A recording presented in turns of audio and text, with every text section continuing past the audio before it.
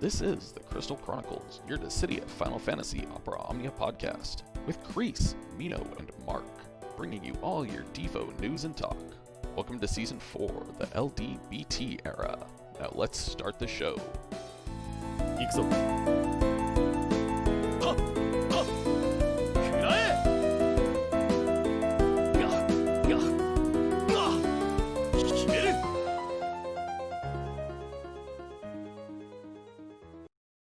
Welcome everyone to episode 116 of the Crystal Chronicles, your Dissidia Final Fantasy Opera Omnia podcast, recorded on this August 27, 2020 here in the United States of America. I am Mark, and I am so glad that you are with us tonight or listening to us via podcast, YouTube, Twitch, video on demand, or however you enjoy the Crystal Chronicles.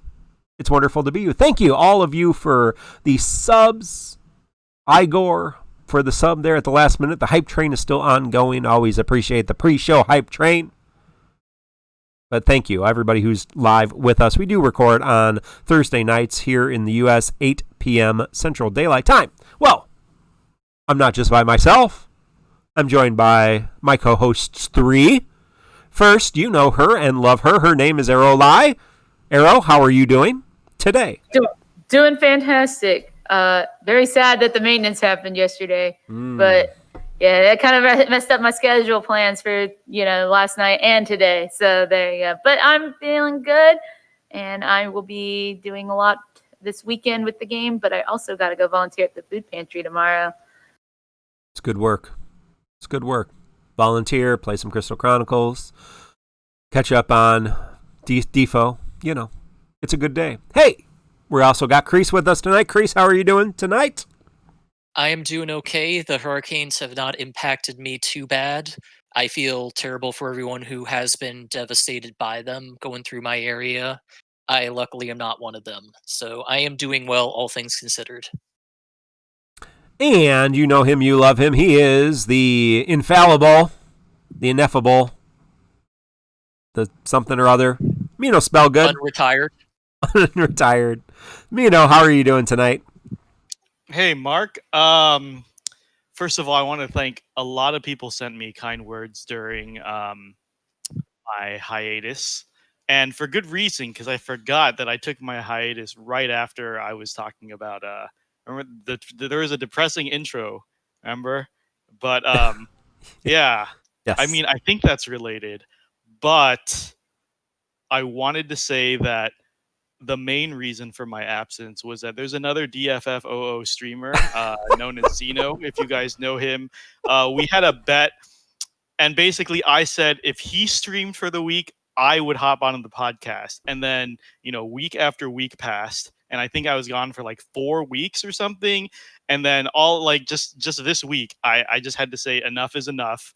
I couldn't wait for him. He's clearly never going to stream again.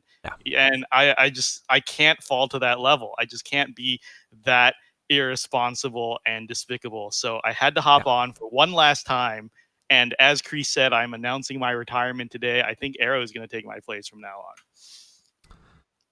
Yeah, well, and thank you all of you who, sent me your words of not encouragement about Mino. So thank you for directing those to me instead of him. I'm sure that made him feel better. No, we are glad everybody's with us tonight. And thank you for the hype train. Well, hey, we do have some giveaways tonight. We're not going to do them quite yet, but later in the show, we have 5 $11 Visa gift cards if you are a resident of the United States. Sorry, folks. This one is not international. This is a special gift from at Pocket Jokers, one of our friends and followers, wanted to give the community basically gift cards for Moogle passes. So the best way to do that was he felt doing some gift cards, Visa gift cards, and of course, as a United States resident, we can only give them to United States residents.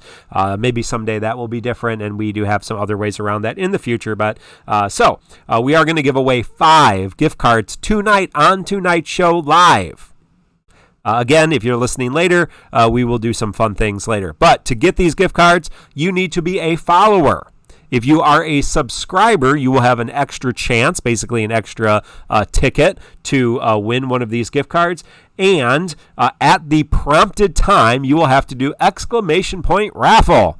But not yet. I will announce the raffle, then we will give it some time, and then I will close it, and we will announce the winners. And I believe you'll be contacting Arrow. I think she's going to be helping out with that. So, connecting you with the winnings.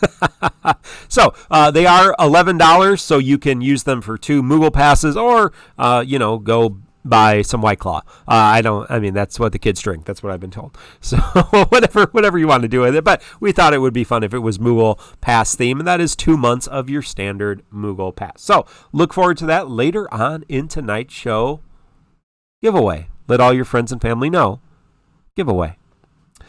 All right. Hey, some news of the day. We do have to announce our TCC Challenge, the Governess of Time. Remember, last week we introduced you to Ultimicia's LC, Chaos TCC Challenge, where we banned a whole bunch of people, and the extreme was you had to allow at least 3 uses of Aqua Power and its follow-up attack from the enemies.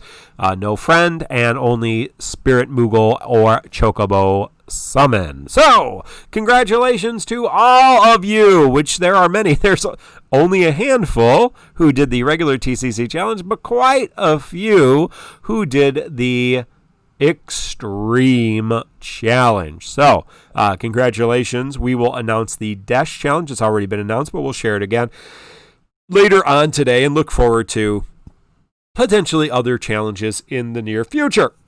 Thank you to Macnell of Decidia Info. That is DecidiaInfo.com. Does all the call to arms and boss guides. Our good friend Macnell, Macnol on Reddit, but DecidiaInfo.com, that is his website. Consider supporting your content creators. Hey, we had maintenance. Anybody realize we had maintenance? I think everyone realized we had maintenance because we had 2 rounds of maintenance. We had 1 maintenance, and then we were able to get onto the game, and then we had the inability to get on the game for quite some time. And then there was maintenance, our event, which normally started last night, or for here, the time we're recording this, 23 hours ago, that had to be postponed, and we were in a second round of maintenance. So that was not a problem. Was supposed to be due to a Square Enix Bridge network error, is what the in-game notice said. Yeah. Yeah, and it certainly may have been, and who knows? These things happen. So it is done by this morning. It was done, 7 or 8 o'clock a.m. my time. It was all finished up. And there were some quality of life updates. So just to mention them briefly, and then we can come back to them a little bit later, ask anybody else, but there's a change to the cycle quest. Now there's 3 levels of cycle quest. You can't get gems for all of them. They are unlocked permanently. No more cycle quest keys. You don't have to wait for them day. You can do cycle quests whenever you want. There is now a reset button per wave. So instead of having to force shut the game and reopen it, you can just reset the wave anytime you want. Very nice. There is a DP exchange for voice line, so that look at that in the Decidia Point Exchange. The Decidia Point Exchange is now under the Token Exchange. You can set friend support ability order. Someone's going to have to tell because I haven't seen that yet. And we got 300 Apologems and 63 Relics of All Knowledge, and I'm not happy that they're relics and not artifacts, but several of you are saying shut up and be happy, so there you go. So there's a question from Evil Kong. Which cycle quest gives the best experience to level up? I don't think it matters. I think they all give the pretty much equal number of experience. Let me know if that is correct. But golden cactars, I think, are generally the best for leveling. But I'm not really sure that a golden cactar or a regular flower cactar are any different. Does anybody know that? 813 is saying golden cactars still give the best experience. That's generally what I do. That's generally what I do when I level up, but I'm not sure that's based on any science. That's just kind of habit. So, But yeah, I mean, generally the from golden ones. my just general experimentation, I've noticed that the level 70 quests seem to give more experience if you Yeah. hit a flowering cactuar than they used to. Oh, okay. But I haven't done any real experimentation on it yet.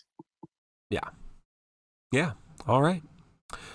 So, Arrow, any initial thoughts on the maintenance, on the quality of life upgrades? I do like the new friend skill setup thing where you can tell all friend supports now to be on like a standard.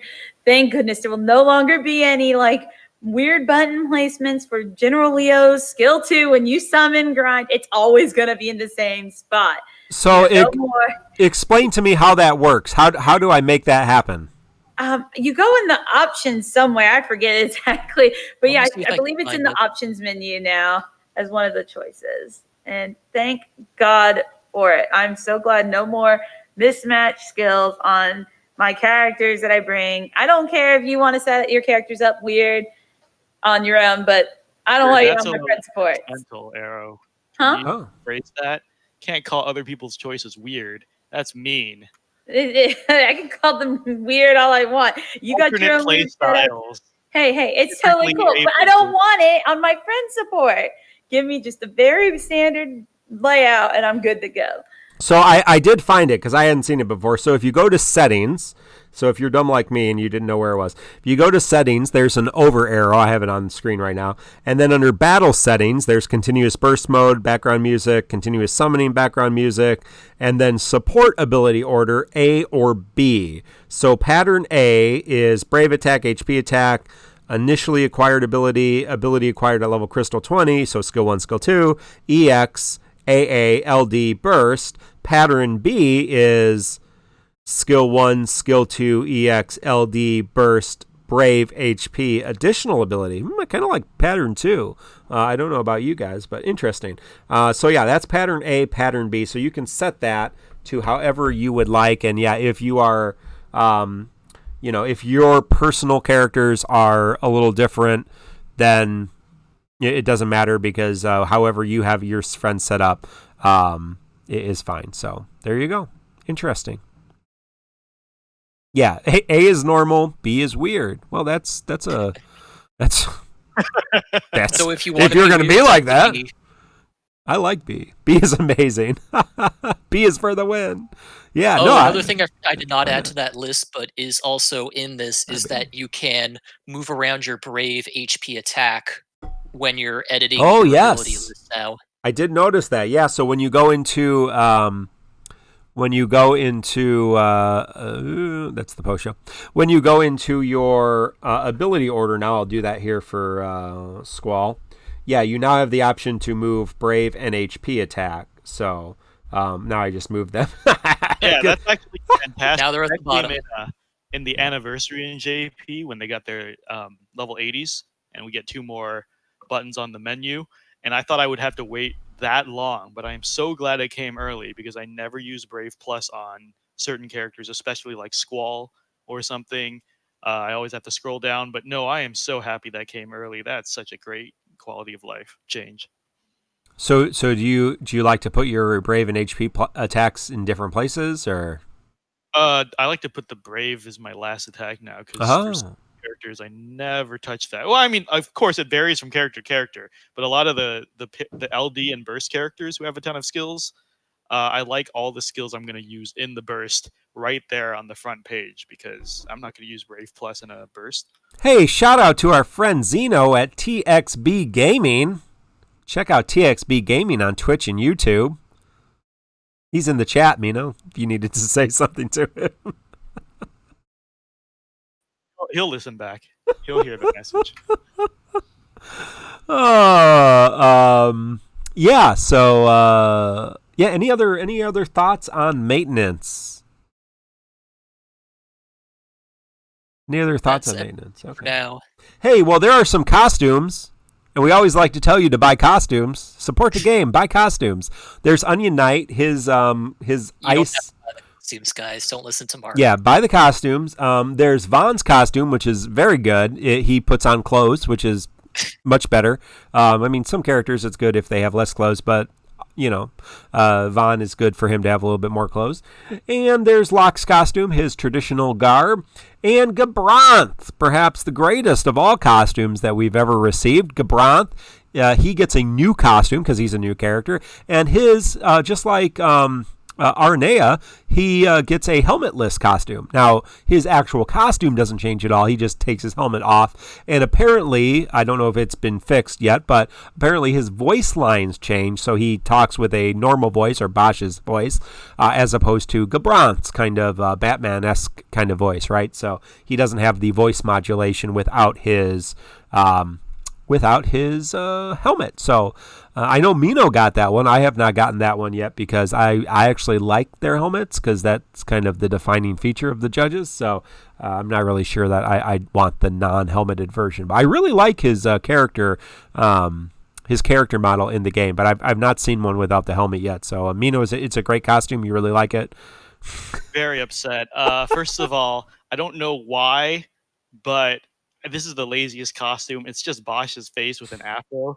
Yeah. I don't know why. Is that part of the bug? Was that an official notice that he just has Bosch's face?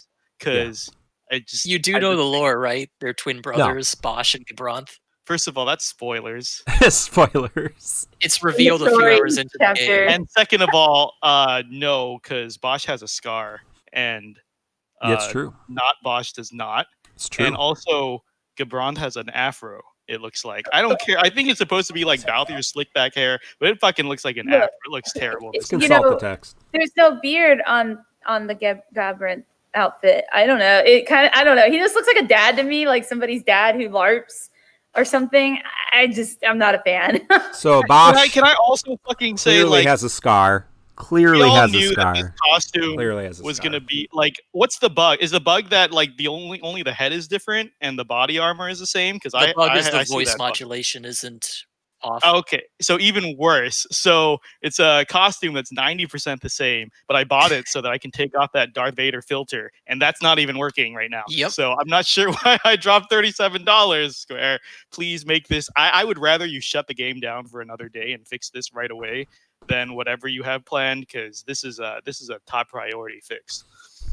So yes, I did consult the Sacred Texts, and in fact, Bosch does have a large scar on his forehead, and Gabranth does not have a large scar on his forehead. So I don't know if that is accurately depicted in the actual Defo game, but I guess I could go look at it. It is at least in his Lost Chapter banner text, looking back at the stream slides from this week. Where is Bosch? Let me find Bosch here. So Bosch has a big scar and on his forehead. On his forehead and kind of fuller hair. He's got more like locks. Lovely. Well, he has locks. His hair kind of grown out because he's been in a dungeon for a while. Well, and Gabranth wears a helmet. You don't want a lot of hair when you got that big helmet on, or it's just a mess. So, so there is some. So let's give SQEX a little credit. There is a little bit of difference between their faces. It is not the exact same character, but pretty close. So Arrow, you got this costume. I know you're a big fan of villains, and even if I did like him and I did pull for him, I wouldn't be able to afford his costume right now, since I am currently still waiting to go back to work. Well, that's a good reason not to spend frivolous amounts of money on fake things. So, yeah, all right. Well, hey, support the game however you feel free. And if you win a $11 Visa gift card later today, you can spend it on the game. There you go. You can put it towards your Bosch/Gabranth/ Final Fantasy 12 fanfiction combo costume. All right. Hey, well, we did introduce you to the Desch event, and we talked a little bit about Desch, but we did not talk about the Chaos fight, so we will briefly cover the Chaos fight. Again, our good friend Macnell on DecidiaInfo.com has a boss overview for this. You fought one wave of our favorite Crimson lizards. Those are the fire-colored lizards that you have to kill one at a time, or they buff themselves up crazy, or they just buff themselves up anyway. Obviously ideal to kill them together. Doesn't always happen. They do gain health at various different intervals, especially if you kill one. But it doesn't seem like it's that big of a deal. They don't gain that much health back. At least it didn't seem like it to me, because I did not kill them at the same time, because I never am able to kill them at the same time ever for any reason. It seems that way to me, at least. But we've fought them 100 times. They don't have any different gimmicks. You just kill them and make them dead. Now, we did get a new boss, the Flumen Draco. I don't know what that means, but they are these flying monsters that switch between a magic stance and a physical damage stance. They start their very first turn into Wave 2. They start by putting themselves in the magic stance, which lowers all of your character's brave gain effects by 80%. So that is a difficult thing to get over. It's the stance where they have the magic orbs around them. They do magic attacks, but they prevent you from gaining brave, and they also buff themselves considerably when they do that.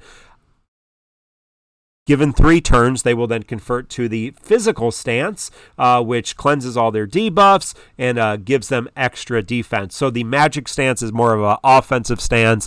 The physical stance is a little bit more of a defensive stance. Obviously, the featured character on this was Desch, so he can dance between magic resistance and physical attack resistance, so he was really wanted to shine in this. So, but yes, the magic stance, as Hope Star is saying in chat, was brutal. They do brutal attacks.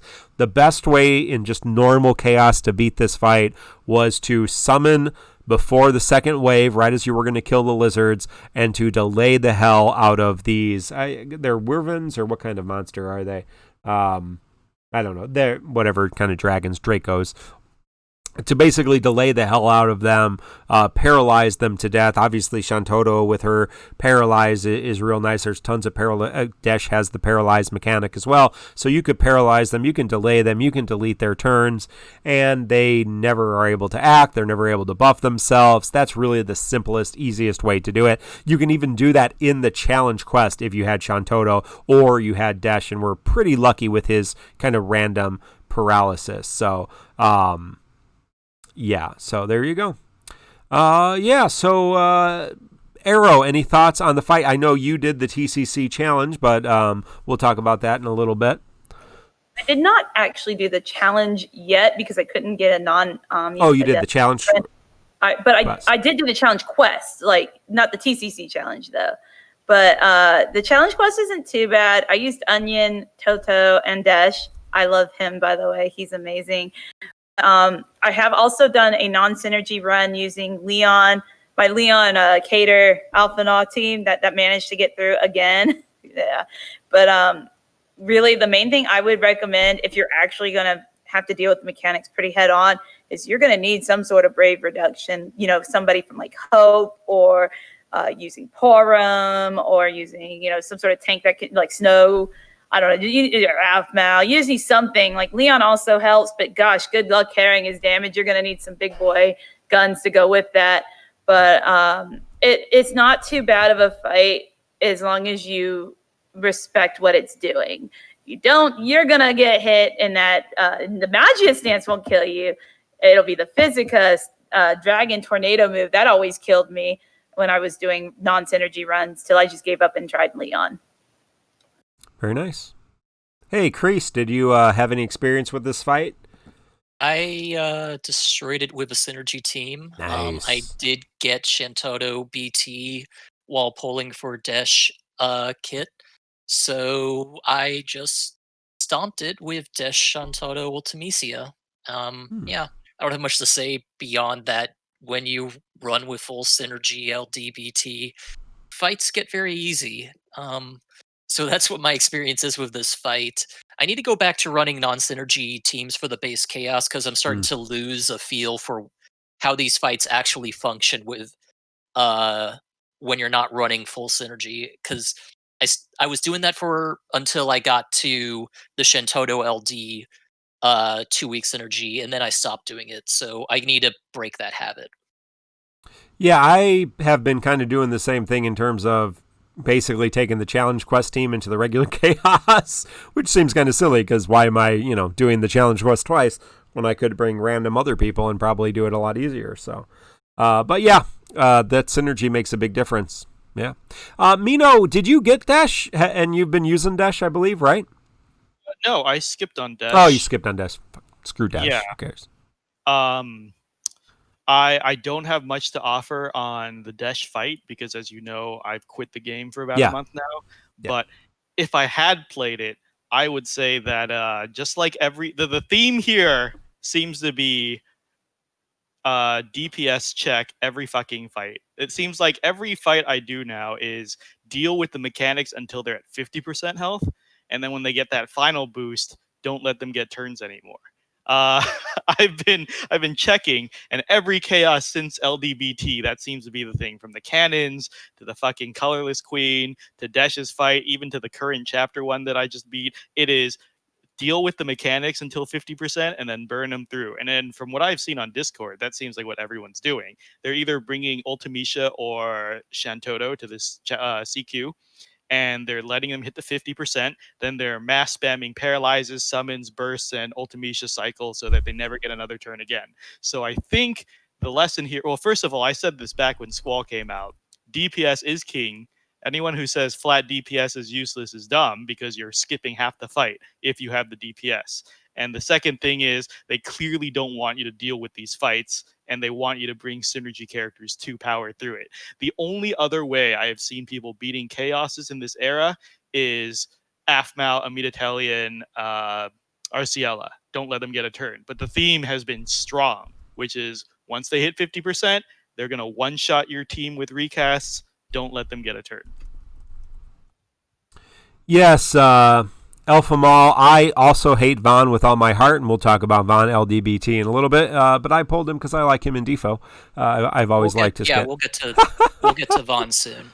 Well, yeah, just because you hate someone with all your heart doesn't mean you shouldn't pull unless you don't have any resources. Yeah, then just hold off. Hey, well, there is a TCC challenge. It was announced here, I believe, yesterday for Desch event. The characters who are banned, of course, are Synergy, Desch, Onion Knight, Yang, Ultimecia, Shantoto, Eald'narche, Kefka, Arciela, Amidatelion. Who is that? That's Amidatelion. Aphmau, Garnet, and Raijin. You know. That's just the regular TCC challenge. Now, the TCC challenge extreme is same ban list, have to use Spirit Moogle, no friend, no burst weapons. Burst weapons are okay. You just cannot use a burst ability. You cannot use the burst ability. Is that just extreme or is that regular TCC challenge as well? I don't have the updated. Yes. So moving forward, yes, this is the old graphic. Sorry, Macnol, I set this up earlier in the day before the new graphic came out. So do check out the new graphic. From this point forward, from Desch event forward, the TCC challenge will ban all burst rotations or all burst waves, I guess. The way Macnol phrased it is burst phase. Yeah, burst no phase. Burst phase. Yes. Game? Am I crazy? What? Is it called burst mode in the game officially? Burst mode? I don't know what it's called officially in the game. Somebody find that out. So whatever, when you press the burst button, you cannot do that in the TCC challenge. You may equip a burst weapon. That's fine. We don't expect you to hold on to all your EX pluses. But you cannot press the burst button. There you go. We're trying. Yeah, just tell us not to play the game. Don't play the game. That's why we do this. So you have more options to play the game, more additional challenges, because the game's not always hard enough for some people, specifically for these people. All right. Well, good luck. I hope you all pulled your purple pajama eating friend. And we cannot talk about him anymore because we have other characters to talk about who I don't like. And Actually, yeah, there's the community stream to talk about. First. Before we even talk about my most hated Final Fantasy character, we will talk about the SQEX community stream, which we had on Monday. He brought us SQEX Joshua with SQEX Glacy, all the news of the coming month, along with some coops and a little cat action. So we got to see what's the cat's name again? something like Colgate. Yes, Colgate. Colgate is the name of the cat. We got to see Colgate, and we were promised maybe a view at Glacey's rats, which we didn't get. So someday, wait for it. I think she posted some images in chat during the stream, but no live images. I was not keeping up with the Twitch chat to know, but we did get, before we say anything else, we did get a Crystal Chronicles shout out on the official SQEX community stream, thanks to our co-host Arole. Arrow, how come we got a shout out? Do you want to recount the story? I managed to get on the stream co-op, and I've always wanted to be, so I was really excited when it happened. And then SQEX Joshua announced who I was, and I helped with the Crystal Chronicles podcast. And I played Kistis because it was an FF8 theme where we needed to play a number of FF8 characters because it was Squall's birthday. Yes. So thank you, Arrow, for representing the Crystal Chronicles podcast. Thank you, SQEX Joshua, for the shout out. I know that broke your heart and spirit several ways, but appreciate that. So keep buying those costumes, people, and it's reciprocal. We just share the love. But no, that was fun. That was a nice little treat for us, for me, I guess. But yeah, thank you. And I always appreciate the SQEX community stream. So what did we get? We got some information on an enhanced campaign. So for the next 5 days, if you do your giant cactar event, you get a little bit of extra stuff. I think we got some... Ooh, I am low on my gil. I think we got some extra... we got some extra gil today. I think we're going to get some power tokens. We're going to get some armor tokens. Tomorrow. Day 3 is power tokens. Day 4 is EX guard orbs. And day 5 is armor tokens. Yes. So do your giant cactar. You should do that anyway because it's good rewards. We did get, I don't know that I mentioned this, but because of the maintenance, the emergency maintenance, all of our MOG passes have been extended by a day. So you now have an additional day of Moogle Pass. We talked about a little bit of the quality of life stuff. We can go back if there's anything over. But a new mechanic has been introduced, and I have some questions about this, and that is sphere refining. So if we go back into the game, we had talked about this, that in Japan there was a added quality of life where you could refine spheres. They weren't as good as the spheres that you get from fully realizing a character, but they were kind of like cheaper versions of a sphere, and you could use crystals to do that. But it's a little bit more complicated than that.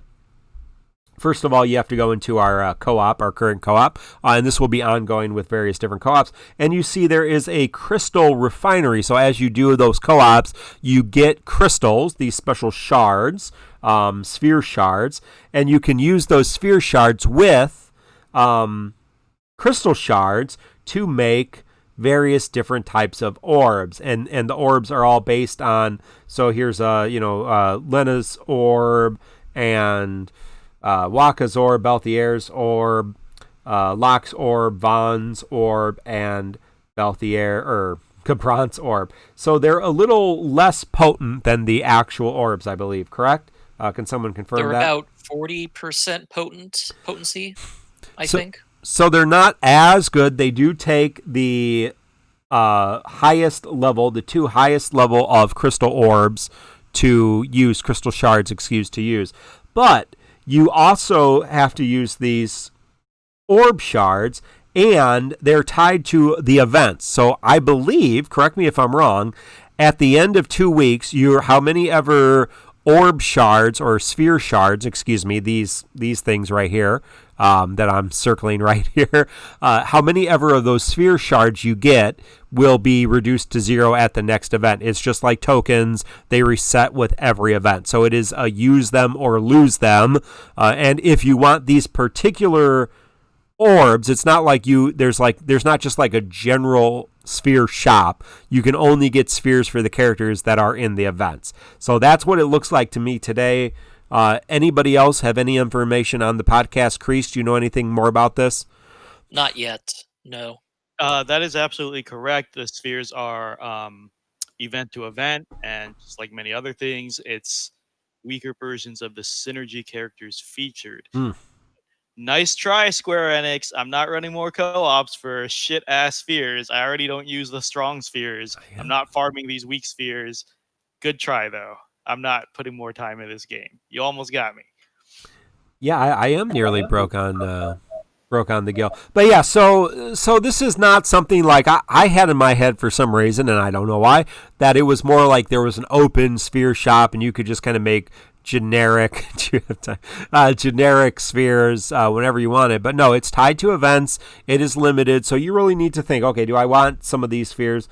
You know, Lena's sphere is a nice healing sphere. Or no, it's an Imbrave. So I really like Imbrave characters, and I'd like a couple of these, so I'm going to use them. Or, no, none of these spheres. Gabranth sphere is a little bit nice. Another thing to tanky sphere. To this is that with the addition of sphere refining to the game, a lot more high crystals and high shards have been added to the token exchange for each co-op. Oh, so just keep that in mind. I also want to add one other thing. Don't forget to actually refine one of each one, because you get armor nuggets, nuggets for doing that. Oh, wait, what now? Yeah, there's a reward for making one of each of the baby Oh, you're spheres. Kidding. I'm not kidding. Yeah, if you look at your time-limited rewards, event rewards, there is one for refining each type of sphere. Oh, and they're freaking nuggets? They're nuggets, 5 armor nuggets. Oh my god. So yes, you need to make one of each one. Damn it, Square! I had no idea what they were talking about, but thank you for that. It sounds like a lot of other people in chat had no idea it worked like that either. Jesus Christ. Well, I made my Gabranth. I didn't know. Oh my god. Anyways, I didn't know until I made my Gabranth sphere today, and then I was like, "Wait, I got nuggets for that. Wait, I gotta make one for everybody." Oh, okay. Well, we'll be farming for a little bit. Well, apparently we should all, unless you just hate armor nuggets, apparently, yeah, you should be making these spheres. One of each, for those of you who are listening online and are like, what the hell are you talking about? Yes, there is special event rewards that are armor nuggets. So there is 5, 10, 15, 20, 25, 30. There is a nugget and a half, or an ingot and a half for reading is important. I've tried to read. It's hard. Reading is hard. Macnol, for those who aren't in chat live with us, Macnol highlighted in chat, reading is important. Reading is hard. I don't like to read. This is why I have you people around to tell me these important things. Why do they keep making me play co-ops? I don't understand. We hate co-ops. They just introduced this month Cosmos co-ops, which give a lot more tokens per run, Mino. It's like a personal vendetta, I swear to shit. I just keep talking about how much I hate co-ops, and there's always more and more incentives around these fucking co-ops. So yeah, you but there is have Hitmonchan to help you grind them out. Yeah. But yes, there is a lot more high crystals and a lot more shards available than previously, so it's probably not the end of the world to get some extra spheres that you can go. But in addition to extra spheres, there is the option to remove spheres with a sphere reset stone. So let's say that you had, I don't know, you had a character like, let me scroll down, where is he? He's got to be a character like X-Death, who for some reason had Irving's sphere on him. I'm not sure why that would happen, but you can use one of your, I have 3 right now here, 3 reset stones. You can use a remove to remove that sphere safely to save it for another day. So normally if you replace the sphere, it's gone forever. I'm not sure why anybody would do that. But if you would like to remove one safely, maybe use it on another character, maybe X-Death really doesn't need bonus ranged attack. I mean, there's nothing wrong with bonus ranged attack. I mean, it's been treating him fine, but let's say that perhaps you wanted to save Irving Spheres for someone who maybe did ranged attack and wanted ranged attack up. That would be an excellent time, and you just use this button right here. I mean, me personally, I like my X-Death with a little bit of ranged attack, but for you, that may be something you're Aren't you so glad I turned on voice activation and I'm not using push to talk anymore, so you can hear my reactions now, Mark? I am. I'm very. It's nice to be laughed at. This is an amazing So a lot of comeback. people are upset that I guess the only way to obtain these reset spheres, other than these 3 free ones that they're gifting us now, is to buy gem bundles. So people kind of are already, everyone's saying pay to win for everything. But honestly, I feel like if you did put Irvine's Sphere on X-Death, you deserve to pay to get that removed. Yeah. Because that's, I don't know, man. Is that the only way to get those spheres? Is through gem bundles? Yes. That is what Square Enix Joshua said. So yes, far, they will be knows? available in gem bundles and in very limited amounts. Are they forward. currently available in gem bundles? I'm looking here at gem bundles. No, not right now. I think moving forward. I checked already. I don't think any of the current bundles Yeah, have it. none of the current ones have them. So we'll keep It says bonus items in those. You'll have to check and see what the bonus item. Oh wait, no, it says armored tokens. Never mind. Yeah, it says armored tokens and more. So I don't know. Yeah, it doesn't. Yeah, some feathers and guard orbs. So it doesn't say any of those. So right now you only have 3. Treasure them, cherish them, and try not to screw up orb placement. Or just don't use orbs. Infamous Element, thank you for the subscription. Yeah, you can be like me and Mino and never use your orbs. Or just use your cheap orbs that you're forced to make to get armored nuggets. Is this an event? Is this a regular thing, Black Cloud? I know you're in chat, JP players. So is it every event you get armor nuggets for making these spheres? Because fuck, man. Yeah, if our JP players are in let us know. I know Black Cloud's in. Black Cloud is in chat, so let us know if this is a one-time thing or if Black is Cloud's this our for the future. new BT. Oh, okay. So this is a thing for the new BT banner. So the 6 character banner usually, or the two banners, the 6 characters. Yeah. All right. Well, Arrow, anything else on the SQEX community stream? You're still glowing from your co-op experience, but anything else you wanted to highlight from maintenance or spheres or anything else before we move on? Yeah, actually, there was one other thing. I think they fixed some of the heal after battle skills, supposedly. Oh, wow. I was reading somebody saying something about that. If you've done anything with the skills like, I don't know, like Selfie's Drain, and they are working for that last attack again, thank God. I hated it when it wasn't working because that almost made me fail a quest or two before the fix. Yeah, very good. All right, well, Kreese, Mino, anything else about the SQEX community stream? Not yet. Retro Gamer Dad, not yet. Nope, I I'm good. think that's everything. All right. Actually, I do have one other thing they didn't announce, but you can break the score now over that 999 Yes. 99K. You now can break the score cap. You can now break the score cap. So yes, it is no longer 900,099. It is when is. So yes, not Raffle yet. I will tell you, it is time for Raffle, and we will talk about it. Not yet.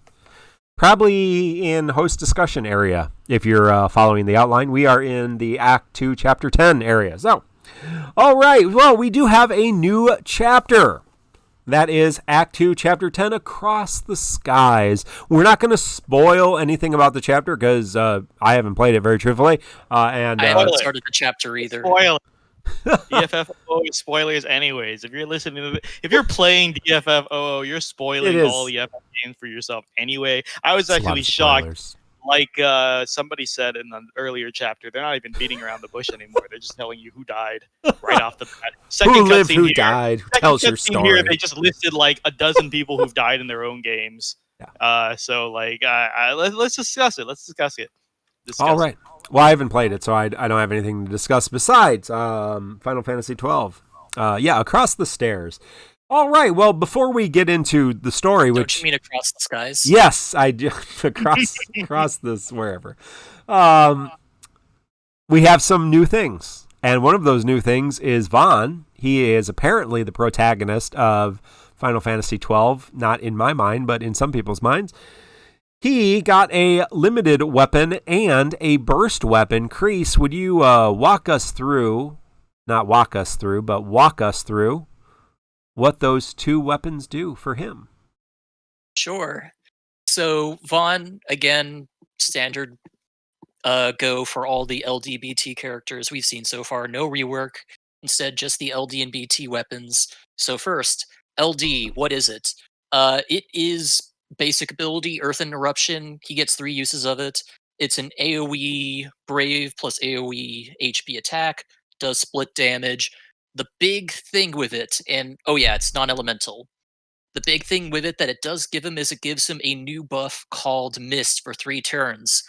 Things to note about Mist: cannot be extended, and it gives him free ability uses for everything except for his LD while it is active. So for 3 turns, he gets free ability uses. This is big for Vaan because, as you know, he has very limited ability uses and he likes to chew through them really fast. So best way to use this is use Earth Interruption, use skill 1 and skill 2 as much as you can during those turns, chew through those skills, build up, work him towards his plus versions of Red Spiral, White Whirl as fast as possible so he can get to full power quickly. The advantage of this is that it means you can actually use White Whirl, and Red Spiral plus more than once per combat, because the way those skills work is that once he uses Red Spiral or White Whirl 5 times, regardless on how he uses them, they go into their plus form. It's not just that, which I was thinking of when I was reasoning through his kit a few days ago. He gets down to 1 skill use. It's that he uses them 5 times. And now that he has free ability uses lined up, he can actually have more than 1 use left when he gets to that point. So keep that in mind. Using Earth Interruption early means he will have more than 1 use left when he gets to those plus forms, which means that he will actually be able to use the full power of his kit without being at empty once he hits it. That's the big thing, and that's what really makes Vaan shine now, is that he can actually work at full power for more than 1 or 2 turns. The other thing he has is his burst ability. It is Calamitous Orb. The burst effect is pretty straightforward. It's also unique. The burst effect is 4 turns, and while it is active, the party's Brave cannot drop below 20% of their max Brave. This basically means that the party is unbreakable because their Brave cannot be dropped below 20%. They can go nuts. They don't have to worry about getting broken. This is a pretty big, nice safety net. It isn't a huge offensive powerhouse like Shintoto or Squall's burst effects are, but it is an amazing safety ability burst effect. So keep that in mind. Vaughn's burst effect is more geared towards protection, and in some ways it is offensive because you're always starting with 20% of max Brave on your turn, regardless on how much Brave damage you're taking. But it's more defensive in the way it works. I was able to pull for Vaughn's LD. I haven't had a lot of time to experiment with it. It fixes a lot of his issues generally because it means he has a lot more free reign to use Red Spiral and White Whirl without having to lean so heavily on his HP plus between turns. One thing I will mention about how Vaan works now with his burst is that you do not want to use his EX while Mist is up. You want to use skill 1 and skill 2 because you do not want to waste Mist charges on the EX ability. That is an important thing. I think that's the important aspects. I guess I should mention before I pass it off to Arolai first. Vaan still has all the original issues he had with his kit. He's tied to 4 elements still: ice, wind, holy, and fire. And they're separated across different actions, which means that he has to deal, and he doesn't have any imperils, he doesn't have any enchants, so he needs someone else to imperil his abilities for him. He has to be careful of if any of those elements are absorbed or immune or anything, he will get in big trouble fast. So be careful. He can get locked out fast, but when he works, he will do a lot of damage. Those are my general thoughts to begin with. He's very strong. He's generally just a raw damage unit, but that's not necessarily a bad thing. Arrow, what are your thoughts on Vaan?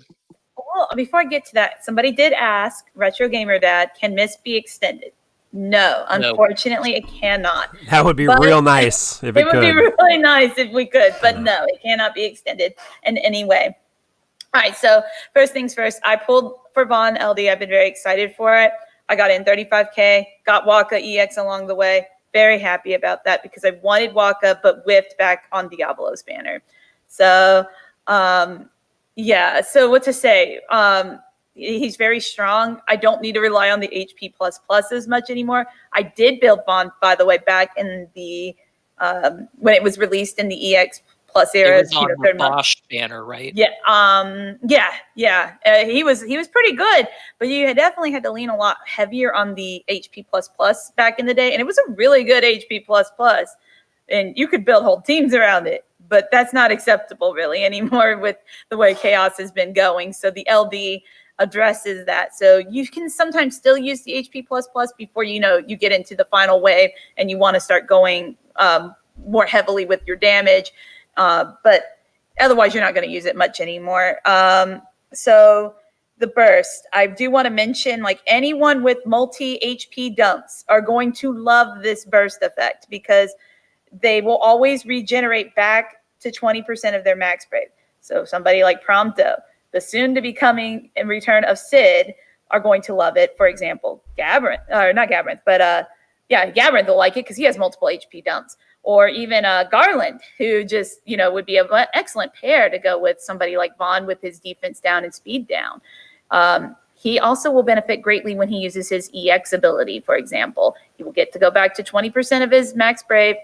Plus, I think he gets somewhat refund whenever he goes into the different HP attacks. So yeah, that's just a lot of damage. What I'm trying to get at is you can build around the BT effect. It's not maybe as flashy like preset as Shantoto's or Squalls, but it definitely has a place. I think it's really cool, and I'm glad they chose to go with something a little more different and flavorful. And it's definitely something interesting to add to a kit as aggressive, stance as Vaan's. So I like it. I hope I get it when I pull for Machina on Sunday. So we'll see. If I get it, I'll be happy. If not, I'll move on. All right, you guys are all idiots. Not the co-hosts, but from what I've been seeing in the fucking community, first of all, certain content creators said for some fucking reason that Vaan is literally the worst BT character to release. I don't know why. That is spreading throughout fucking Facebook and mainboard now like wildfire. That video went up yesterday, and I see everyone saying the same thing. Vaan is the worst BT character. Pre-show, we had a lot of people come in saying like, "Oh man, Vaan is so shit. Should I just say for Noctis?" Okay, well, first, I have not been disappointed by an LDBT character to date yet. All of this LDBT character sucks ass. Don't pull for it. This is sour grape shit because all of them feel so fucking good, honestly. Like, all the Squall hate, all the Shantoto hate, anyone who had them and attempted the challenge quest and played the game with them know that they felt really fucking good. These little changes update their kit so much. Shantoto's AoE Paralyze and the extra saps are just such a fucking game changer. The burst effect was amazing too. Everyone said Shantoto had a shit ass burst effect, but being able to break that 999 cap for the whole party really made a difference in some fights. That's like an extra 20 to 30k a turn for a lot of people. That Vaan is no different. I don't know why Vaan is getting all this shit. Anyone who has his kid and is playing with him right now, first of all, that refund feels fucking amazing. Okay, like Arrow said, this is a rare thing to give someone with so many dumps. There are so many characters that everyone said if this character had Brave Refund, he would be amazing. Like Gao. Anyone who played Gao knows that His only downside is that he is dumping constantly in off turns. So whenever the enemy does anything, AoEs or targeting him, he is broken. You lose turns, you lose score, the enemy can potentially kill. With Vaan, that is no longer a concern. He refunds so much fucking brave. Like that him getting broken and counterattacked, which this CQ demonstrates, by the way, is not only not a concern, but his BT effect, making sure nobody can drop below 20% max brave, means the entire party cannot get broken. And I know there are a lot of you who have done a lot of fucking fights, because this is not an uncommon mechanic. Boss breaks you and then kills you if they get a break. Like, that is something we see almost 50% of the fucking time. You know, having Vaan burst means Vaan has always been a character that's just burst, burst, burst, go all out. Press all his skills, don't conserve anything, kill the boss before it gets a turn. This BT effect only complements that, because it means your entire team can go fucking nuts for, what was it, 4 turns each, and never be afraid of getting broken, never be afraid of losing turns, never being afraid of anything, just nonstop dump, dump, dump.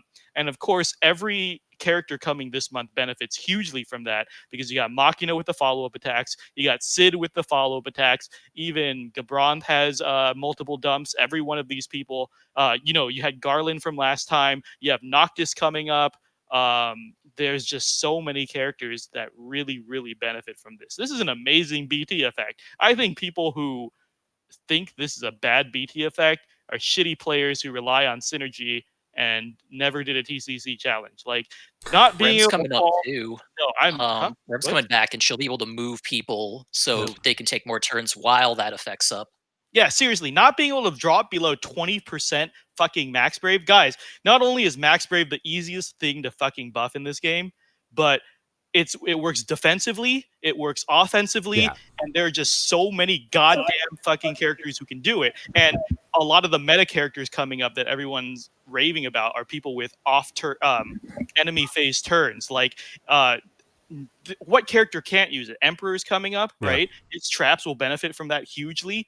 Everyone talks about why is Gladio so strong, because he has the counters. Gao as well coming up. They can all use this shit. Like, this is probably one of the most universally useful BTs. We're not saying Vaughn's going to last forever or be Lufania viable, because he still needs stat boosts, LD boards, etc. But besides the elements, I have a working theory. Each BT character benefits the next. Shantoto is an all-imperil to kind of help Vaan out. Vaan is a refund to help Noctis out, etc. Like, there are really good team comps for this, and I don't understand the Vaan hate. Like, he gets the one thing that all glass cannons are criticized for: 0 defensive capabilities. He gets these insane refunds. He cannot be fucking broken after his shit, and he's just dumping. Another thing Brave Refund means is that he is more resistant to enemies that resist his types, because he's just going to gain that Brave back and do a flat amount of damage each time. And he has the multiple dumps, and it's just a really nice feeling kit. And I guarantee you, anyone that has his kit right now and has been playing with it, he feels so good, because he is always doing 100% damage, especially with the right support and party. That being said, I have to bring the bad news as usual. The element thing is a concern, but we'll see how that pans out. He's not really built for Lufania right now. Of course, like I said, with Shantoto, you can really get around it. She brings the paralyzes and the Omnium perils, so it doesn't really factor in, but he is probably crucial for these next 2 weeks of chaos. It feels really fucking good to play. Mark? Yeah, I do hate Vaan as a character and a person, but I've always liked his kit in Defo. He was real slick early on in the game. Of course, he was one of the early Brave plus HP attackers. He had 2 Brave plus HP attacks, which was unheard of. Oh, I got a shout out to Resfoina, one of our fellow friends and content creators, asking why I hate Vaan. Because when I played Final Fantasy XII, I was an adult, and Vaan was a whiny kid, and so I didn't like him at all. If I was a whiny kid when I played it, maybe I would have liked him a lot more. But I love pretty much everybody else in that game, and I loved all the story in that game, except for the running around the sewers with Vaan doing things I didn't care about. I would have rather been doing politics with Gabranth and the judges and all that kind of. That was the fun story. That wasn't in the game. So chasing rats with Vaan, that was the game. And I didn't never had any affinity for Vaan whatsoever. But I love Balthier so much. He's great. Anyway, I've always liked his kit in Defoe. Again, he had 2 Brave plus HP attacks, so used him early, even when he got his EX, and I've pulled on all his EX banners, never got his EX. Still, in synergy with his 15 and 35 only, he was useful. He was doing tons of damage. He was great for co-ops. He was a great friend unit in those synergy events. So he does what he's supposed to do, which is fast burst damage exceptionally well. You do have to juggle his EX a little bit now, because you don't necessarily want to be using his EX when you have free turns of his skills, and so you kind of have to get used to sitting on the X a little bit, which is something different than we're used to.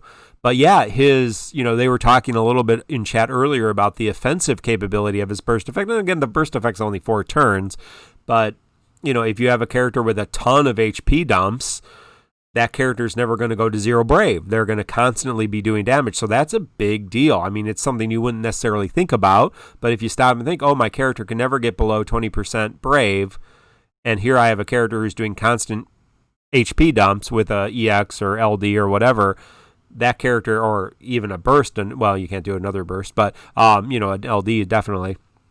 That character is going to do a lot of fun things. And then, like you said, traps, off turn, counters. There is some definite offensive capabilities and fun combos to think about. But at the end of the day, he is a damage dealer. He doesn't bring anything else to the party. He does do a little bit of debuffing, which is nice, and he does do that blind, which is nice. But at the end of the day, he's a damage dealer. He's tied to ridiculous number of elements, which can really, even in the first Abyss strata, they absorb, one of the waves is resistant to magic, which he's magic kit, of course.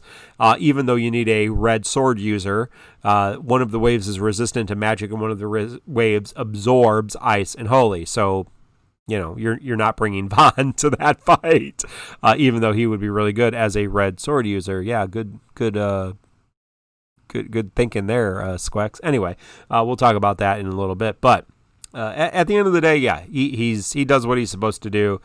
Is he the most exciting? No, and I think it's a progression. The burst weapons are going to get better and better as we go by. Some are going to be a little bit better than others, but they're all going to be different. So far, they've all been different. Squalls is all about, if we're talking just about the burst effects, Squalls is all about splash damage. So you have to have people with him that can take advantage of extra splash damage. Shantoto's is all about increasing elemental damage. So if you're bringing people who don't do elemental damage, you're not taking advantage of it. Vaan is all about, that brave cap. Sitting on that brave. So either, you can use it in a defensive way and make sure you're not broken, or you can use it with some very offensive characters and have them do a crazy ton of damage real quick, or set him back and enjoy that effect for a while. So, it's just all about team building. And if you like the characters, or if you pull into their burst and pick up their thing, all of these burst characters have 2 weeks synergy. They're going to be good. You're going to use them for 2 weeks, and you're probably going to have fun playing them. So yeah, there's really no bad BT. There are some that seem a little bit more powerful than others, but at the end of the day, it's really the LDs that carry the brunt of the character. So, Kreese, any other thoughts about the Sky Pirate to be Vaan? One last thing I wanted to mention about Vaan in particular is that he benefits personally a little bit more from his burst than Shintoto and Squall do from theirs. And what I mean by that is that he gets a little bit more benefit from just the extra ability uses inside burst mode Yep. than Squall and Shentoto do, because he gets that extra activation of Mist from his LD in burst mode. So he gets a lot more extra ability uses basically because of that additional LD use. He carries through 3 more ability uses leaving burst. Well, so keep that in mind. Or you can spam White Whirl, in burst too if you really wanted to. I mean, depends. You have to see how you play. Or you can leave burst and have that effect going, right? So yeah. Yeah. So but yeah, keep that in mind is that it's a big deal. Vaan is showing the kind of synergism that's potentially viable with the burst LD interaction that you could see a little bit of showing with Squall and Shentoto, but it wasn't really being realized yet. Yeah. All right. Well, we got a new character. Oh, go ahead, Mino. I wanted to amend one last thing because Kreese. I was thinking about Kreese's words, and he's right. There is some clunkiness to the kit.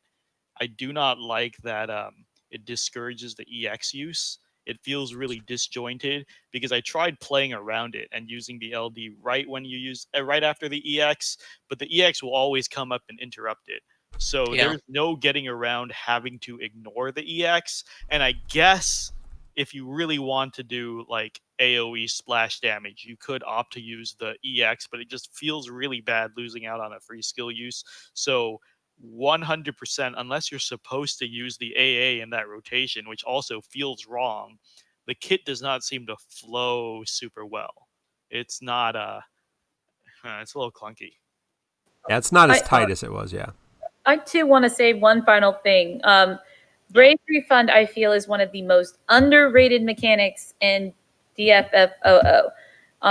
So Vaan being able to take a lot of advantage of it throughout his kit is very cool, and something that shouldn't, like, at first I know a lot of people will underestimate it, but I hope if you try it out, you will see what I'm talking about. Like, as you experience it, it can save you in so many runs. It just seems to amp up damage so much. So over the course of a fight, it just has so much going for it. I really want to stress, I think it truly is one of the most underrated mechanics. If you want to try it out, this is a great character to do it with. Or next week, just pick Machina or Sit Up if you're really interested. I really think it's a unique mechanic, and every player should try it out at least one time. All right. Well, we did get another character. He is not an LD or BT character, but he's new. His name is Gabranth. He was a judge. He is, in fact, Bosch's twin brother, without a scar, shorter hair, and you can buy his costume. He is a judge in Final Fantasy 12.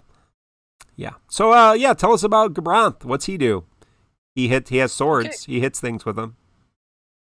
Yeah, he's kind of an interesting character. He's a mixed offensive melee attack debuffer, but outside of, if you fully realize him, he'll start with having 2 debuffs already on the enemy party, and he'll start with his unique buff already active.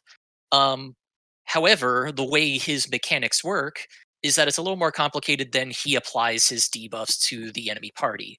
So let me just quickly break down the way the mechanic works. If he has his unique buff up, which is Judge Magister, which gives a party aura, which is actually pretty nice. It's a nice party aura that increases attack and max brave, but it also reduces brave damage taken. So it's nice. It's not massive, but it's a 30% brave damage reduction. So it's noticeable. If a party member is hit with a brave attack, then that enemy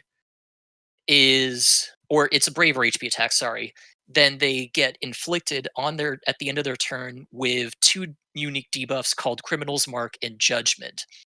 On their own, they're not that strong. Criminal's Mark is an attack down and a poison, and Judgment is a max brave down.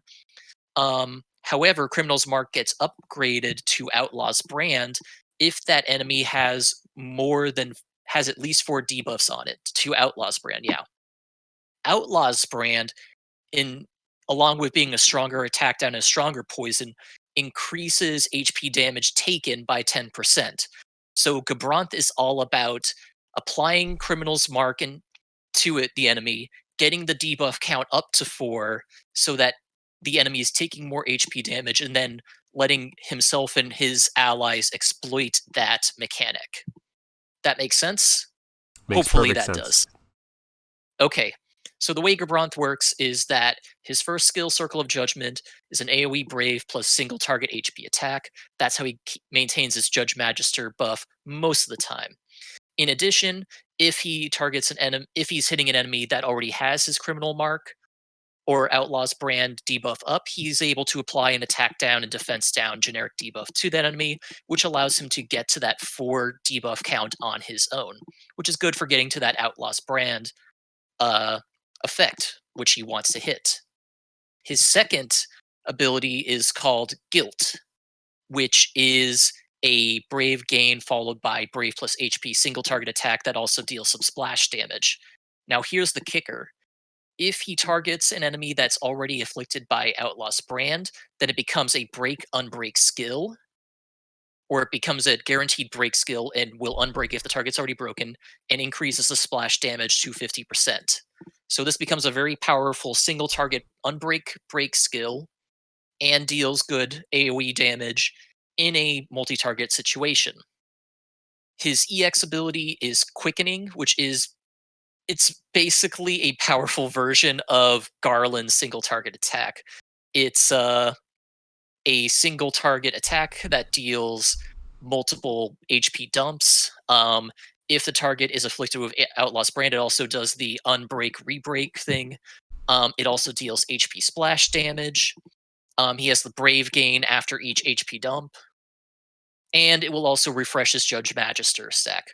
Along with this, he has some nice Brave ++ and HP ++. Notable things is that if he needs to apply the attack down, defense down, he can refresh his attack down, defense down if the enemy has Outlaw's Brand using his Brave ++ HP ++. And his additional ability is a Protect All, which is that he gets an increased attack bonus if he's attacking a debuff target, and party members take decreased HP damage for a few turns. So if you can predict an HP attack incoming, he can protect against it pretty effectively, which is nice for a 2-use additional ability. So all in all, he's a pretty interesting offensive support unit with some mixed debuffs and buffs and some support not buffs, support utility in his kit. I apologize for that mix up.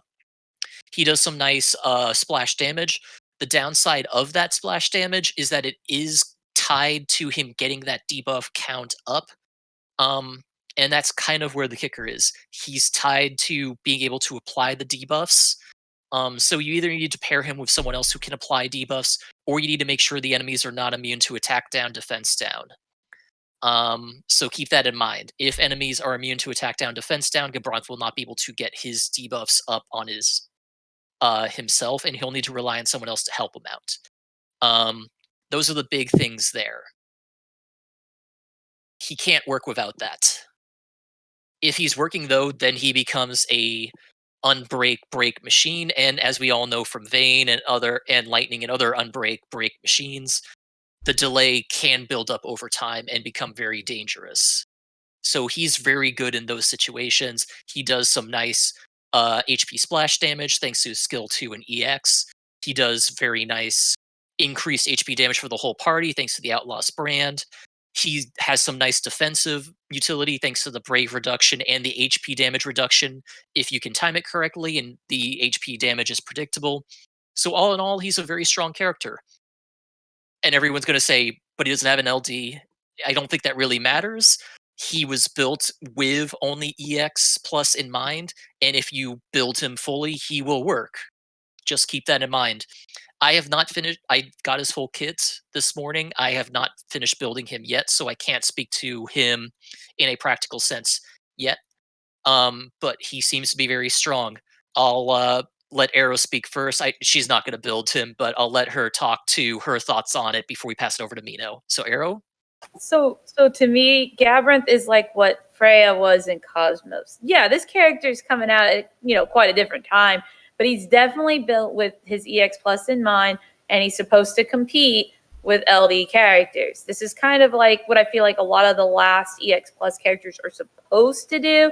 Of course, some come so late it doesn't matter, but for the ones who are coming out around now, this is a good time for them because they're getting special treatment. They have to compete with LD characters, to even be, for people to even want to pull them.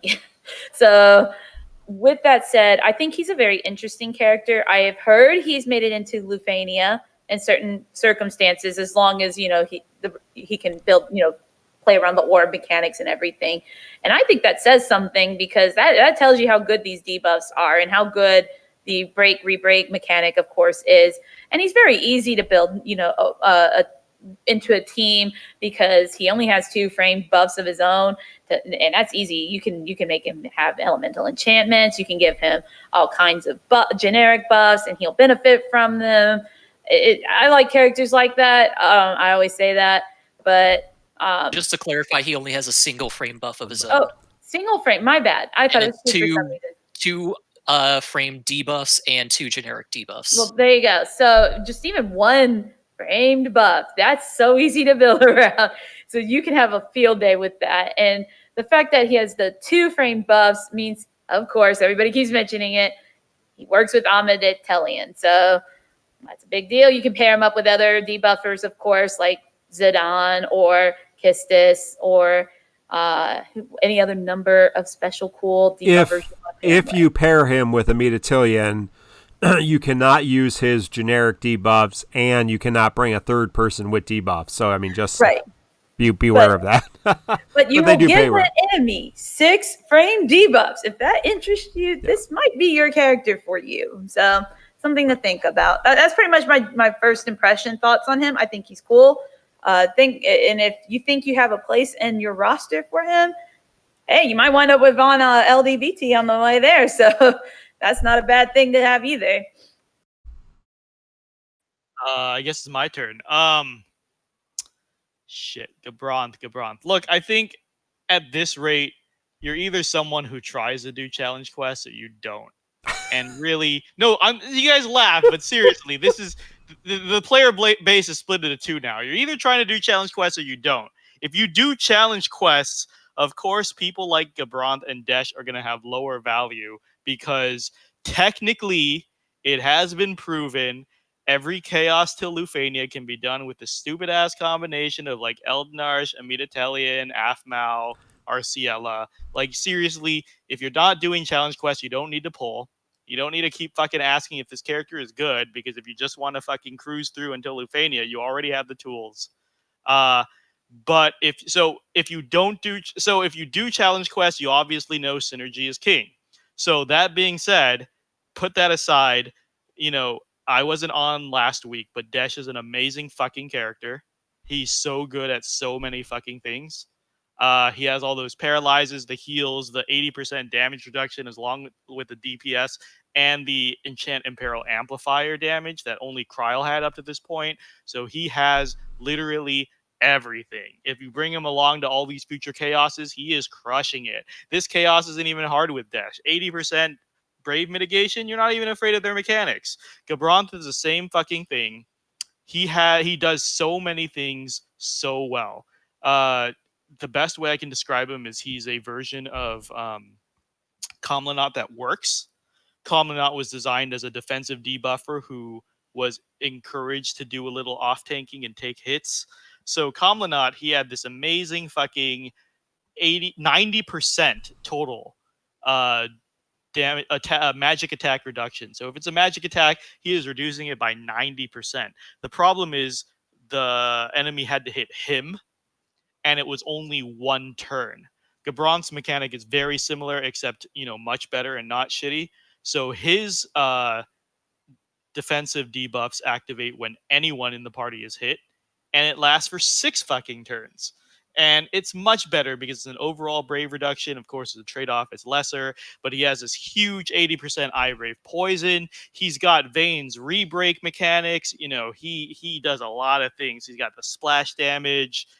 He is just so good at so many things. But again, to emphasize, at this point, you're either a player that plays fucking challenge quests and none of this matters to you, or you're a player who doesn't, and he is a fun character, but you don't need him. This is why Black Cloud says this is garbage time, because you can either coast through the rest of this or you can have fun. It's up to you. There's nothing to say about Gabranth. Well, of course it's garbage time when you pull every LD and burst weapon in 3 tickets like Black Cloud, right? Yeah, exactly. And the thing is, we're going to get to it, these fights are not easy. I beg to differ. I've seen some terrible players just use the same team and get through everything really fast. Like, you can say that if you want to try different team comps, it is difficult. But as Eamon has proven, the first month and a half, he did re-raises and got through. He didn't even pay attention to the mechanics. He did re-raises and killed everything, got through, perfect in one shot. And then now he can't do it. The fights are getting a little tougher. But again, Arciela plus Amidatelion, a lot of people are cheesing these fights so that the bosses never get a turn. And I really beg to differ that if you bring the 3-4 meta characters, you will not struggle through anything. Sure, they're more dangerous, but what does it matter if they never see a turn? I want to also dispute that unfortunately, you can't use Desch for the Chaos story chapter or the challenge because they absorb the lightning element. It's horrible. Isn't that funny that they do that all the time? But the point Does happen. because they need to sell Gabranth. Why do that if you can bring Desch? Because Gabranth's whole gimmick is to reduce incoming party damage as well. But anyways, Gabranth feels really good. Like I said, good at everything. Very good damage. The re-breaks are always valuable. The debuffs are very potent. The thing is, I've never been a fan of debuffs. Everybody who listens to the podcast knows that. He is very debuff dependent. I'm sure Arrow's going to mention this in a rant, but any fight that cleanses, Gabranth needs a huge amount of setup time. His whole gimmick works on if there's 4 debuffs on the target. He himself, if he is your solo debuffer, he takes 2 of his own turns to set that up, which is a lot of time lost every time there's a cleanse. If he's working with other debuffers, it's chaos as well, because you don't know his generic debuffs are pretty damn potent. You push those off, you're potentially losing things. And I got this huge rant coming up with Kefka, like, holy shit, does he fuck everyone up? Black Cloud and I have been talking a lot. Debuffs have become a real fucking problem in JP. Like, it's bad enough that so many characters rely on unique buffs and debuffs for their gimmicks to get rolling. But the fact that if you look back, the last couple of months, every one of these fucking villain characters have 4 or 5 of their own debuffs that they need on the enemy, which is ridiculous. And then the buff situation hasn't gotten bad yet. Most characters only need 1 or 2 unique buffs on themselves, like Aphmau or what's his face, Vaan here, etc. But imagine if characters started throwing up 5 or 6 unique, like, framed buffs on the party. It's becoming almost unplayable. Luckily, buffs haven't hit that problem yet, but debuffs moving forward will hit that problem. We're already seeing every new character coming out throws like 4 to 5 debuffs on the enemy. It's getting really unmanageable. And Amidatelion does 4, right? Eald'narche does 5. Gabranth does another 4. It's getting fucking ridiculous. And basically, if they're immune to debuffs, Gabranth already has a hard time setting up. He needs 4 debuffs up. If they shut out any amount of debuffs, it's going to get harder to build them up. Again, if he's solo, it takes 2 turns. He only has 2 of his own framed. If you bring other framed debuffers to set him up, he's clashing. It just always fucking sucks to have someone based on debuffs. But just like Vaan, if there's 0 things standing in the way for the character to work at 100%, he works great. I just don't like these fucking debuff characters. Mark? I love debuff characters, and I like debuffs a lot. And I want to know how Strafe died in co-op with too many buffs. I need to hear that story, Strafe. So let us know. Our friend Strafe, you can check him out on YouTube and in our Discord as well. One of our moderators. So I need to know how that worked out and dying in Cosmos Chaos because of too many debuffs. So interesting. Anyway, I always thought Gabranth's kit looked interesting. I do have it, and The story co-op. Okay. And I was just playing him on stream here a little bit, and like Mino said, I keep looking for his LD because we're so used to LD characters now. He doesn't have an LD, but he's pretty heavy loaded on what he does, and if you're looking for an interesting character, it was a good banner for me because I only had one of the weapons on the banner. I only had Belthier. I didn't have Vaan ZX. I didn't have his LD. Didn't have his Burst. Didn't have Gabranth. So it seemed like a good banner for me to put some time into, especially with the 2 weeks synergy. But I will say I just noticed. I noticed this before stream, and then as we were playing again, somebody mentioned it. I think Retro Gamer Dad maybe mentioned it on chat that his EX animation is all three of Bosch's regular attacks. Yes, right? So they're like dark versions of his skill 1, his skill 2, and his EX, Bosch's. So except Gabranth does them all in one a single attack. So does that mean Gabranth's better than Bosch? Well, probably right now until Bosch gets his LD and comes back up with a little bit of power. So hang on, I need to address a hater in the chat. Macnol is talking about how I'm just a hater and that debuffs have been very, very effective. Look, debuffs in general are good. Needing specific debuff conditions and your own specific debuff on the enemy, a little less good. It's not like I'm not saying, minus 50% to the enemy's attack and max brave is a bad thing. No, of course, that's great.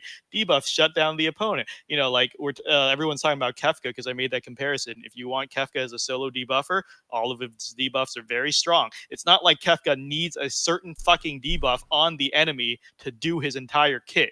Gabranth needs very specific conditions. Not only does he need his own frame debuff, but he needs a total of 4 debuffs as well, which is always a bigger buildup. There are other people like fucking General Leo who, sure, they need their 1 debuff to function, but not only can they apply it as an AA, but, like as a free fucking turn, but they only need that 1 debuff. Gabranth needs several debuffs, his own, and it's only applicable when the fucking enemy acts. So there's a lot more stipulations to it than most. In fact, it requires a lot. I think I was talking to Black Cloud before the show too. Like, legitimately, if there's a cleanse or a weird transition, you need the enemy to hit you for those debuffs to apply again.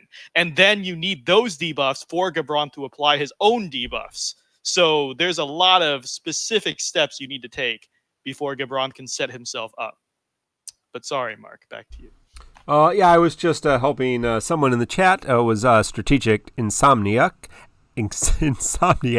was asking, once you set a summon board passive, is there any way to reset it? Yes, you just need 500 more points, and I showed how you do that in gameplay. So, I mean, hey, Ryan is the bomb. You check out Ryan is the bomb 203 on YouTube. He does our intro music. Good to see you, Ryan. I was going to mention that Gabranth, because his EX plus makes it so that at every wave start he applies his 2 unique debuffs, he doesn't have to worry about that. Yeah. Unless the bosses cleanse all debuffs and then do not immediately act. Yes, which is a lot of these fucking bosses. Which is, actually this particular fight that we're going to be talking about probably more next week than this week. But I mean, again, we're in an era where every character is pretty much usable. Every character is a little bit more interesting than they have been previously. We don't have a lot more EX only characters at this point. I don't know how many more is Gabranth the last, or do we have another EX only new character coming? He might be the last. He is the last one. Yes. So again, he's kind of the last of this EX era in terms of a character who's not getting an LD. So he is a little bit more loaded than his other EX siblings, and you'll probably see that moving forward when whatever new weapon comes in. The end of the LDs are going to be super loaded, and that's just how it is. So, but let's look at the podcast polls, and I remind you that our friend Quetz of MateriaBot fame and do support. MateriaBot is a wonderful tool for any DeFo Discord. If you have a DeFo Discord, whether you have 12 members or 1,200 members, it is a wonderful tool for you and for your Discord. So check out MateriaBot. And he does have a Patreon for that. And if you want to talk to him directly, you can go to our Discord and find him. But he did set up, Quex did set up global polls. So if you have a Discord for Defo, it's not time for the raffle, 5D. Not time for the raffle. Almost. Did you have to pity Vaan's burst? Do you have all three? I saw Vaan's burst and as your friend unit, so you have all three burst weapons, right?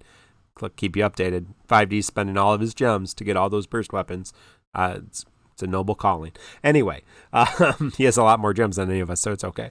But so the podcast polls, of course, you come to our Discord, podcast polls. Let us know what you're doing. Are you going to use gems? Are you going to skip? Are you going to pity the LD, pity the BT? It's across all Discords that want to use it. So if you want to use it on your Discord, you can do it and let your community choose. So there's two banners. The first banner was the Gabranth banner. Of course, probably the banner more people are going to be pulling because it has a new character. 63 skipping. Like, I don't want this banner. 196 tickets. A lot of people using tickets. Not 196 tickets used, but 196 people using tickets. 26 people using gems. 33 willing to pity the LD. And 14 willing to pity the burst weapon. 14 Vaan friends. So, hey, good luck. I hope none of you had to, although I did hear a couple people had to pity. I think maybe Hate 13 had to talk about pitying the BT.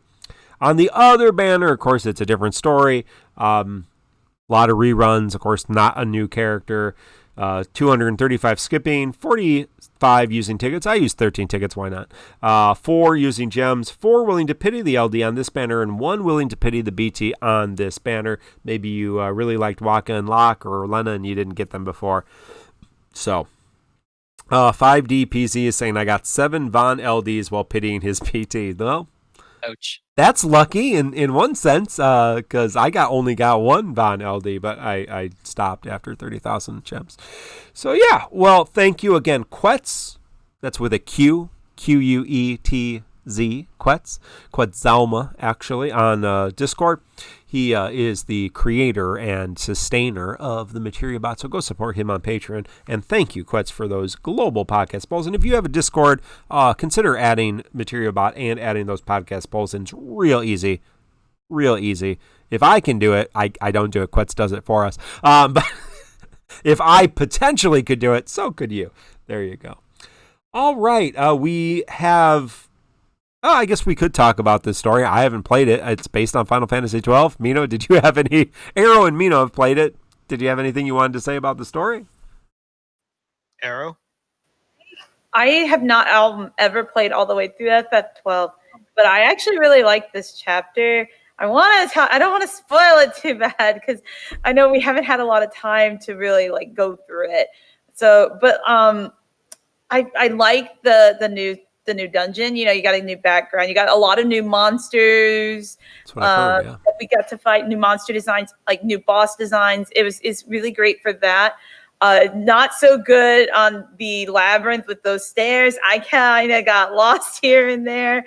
So thank goodness, at least when you beat it, you get like a menu option to go through the different floors, which is good because you got to go back on hard mode later. And you can just kind of use that to help keep track. Just go floor to floor from there. But I like it. I felt a sense of very interesting tension. There's some alignments that you aren't necessarily, they've been built up, but now they're kind of all coming. It's all coming full circle. You can definitely feel the end of Arc 2 is coming with this chapter, and it's very good for that. And I think it was a great idea to pick Judge Gabranth as the story character. That's where I'm going to leave it for now. I'll spoil it. Does Vaan get his memories back and remember he's useless? Does that happen? He does. Actually, the opposite. They hype him up a lot. You're gonna love this, Mark. I'm gonna hate this chapter. They hype it up a lot because they're like Vaan was your leader. You know, like they're asking the FF12 cast, like Vaan was your leader. He seems so immature and dumb, and everyone's like, actually, before Balthier's like, I taught him the basics, but before I knew it, he was doing everything better than me, coming up with our battle plans. You know, soloing all the fucking bosses, doing everything. They're like, dude, Vaan carried. They literally say Vaan carried the entire game on his back. So you're gonna love this part. Well, I like that's not the FF12 that I played. Like they make him cool, and I kind of was like, this is a side of Vaan I'm not even remembering from the games. I don't know how to feel about that, but at least they tried. I liked it overall. It depends on how you built but Vaan. guys, in I'm your gonna tell you, I'm gonna spoil this part for you. Vayne is the real hero of this chapter. I'm just gonna say it. God. Like, Arrow wow. loves villains. I don't know why she says she hates villains. Well, no, she's he was so sympathetic good. to every villain. Look, like the whole point of evil is even if their intentions are good, No, they're going about it very bad ways. But look, from a story perspective, it was very well written. Seeing how these guys interacted, it's just an interesting chapter. I definitely think coming from the heels of the last one to this one, it's just still good. And I don't want to spoil it this week, so I'll say more next week on my thoughts with it. But I think it was a very good chapter. Maybe not quite as good as that Type 0 chapter before, but this is a really great way to lead up into the finale that's definitely coming. Let me just cap that with saying Arrow is a very, very bad judge of character. I don't see how she can say Vayne is the true hero of the story when he literally says, "I will kill everyone and genocide." No, I'm saying he's the hero of this chapter. It feels like just don't play the chapter, people. Strong disagree. Don't let him give me anyways, since Arrow is not going to go super deep into spoilers, and we'll talk about it next week, I will just say there's this thing called gameplay and story integration and segregation when it comes to games. They did it very well here. While you're climbing this labyrinth tower, the characters keep talking about how frustrated they're getting and how you, the player, as a player, you can feel it because you are also physically pressing all these stairs and going up and down this tower, and you the frustration is coming out of the game and into the player. So very well done, Square Enix. Like, they really conveyed how pissed off everybody was getting playing this chapter. Well, Mino, you did do the Chaos and Challenge Quest. Did you have any tips before we cover it in a little bit more detail next week? Fuck this fight. Same thing applies to everything else I said. Deal with the mechanics till 50% and then make sure they don't get a fucking turn. This fight sucks ass. I tried to do it a second time to see if I can get consistency. I think I was talking to Arrow about it. There is an element of RNG with this. It is a fucking asshole fight. All you have to do... Well, Arrow has a little rant on it. I'll let her talk, but the bosses have a recast. When they do the recast, they cleanse themselves and dispel everything on you. And it is so fucking cancer. Yeah, including frame buffs. Yes, because every single character in here is reliant on their buffs, debuffs. Yep. So all you need to know is you actually have to brave attack and not take a break during their recast.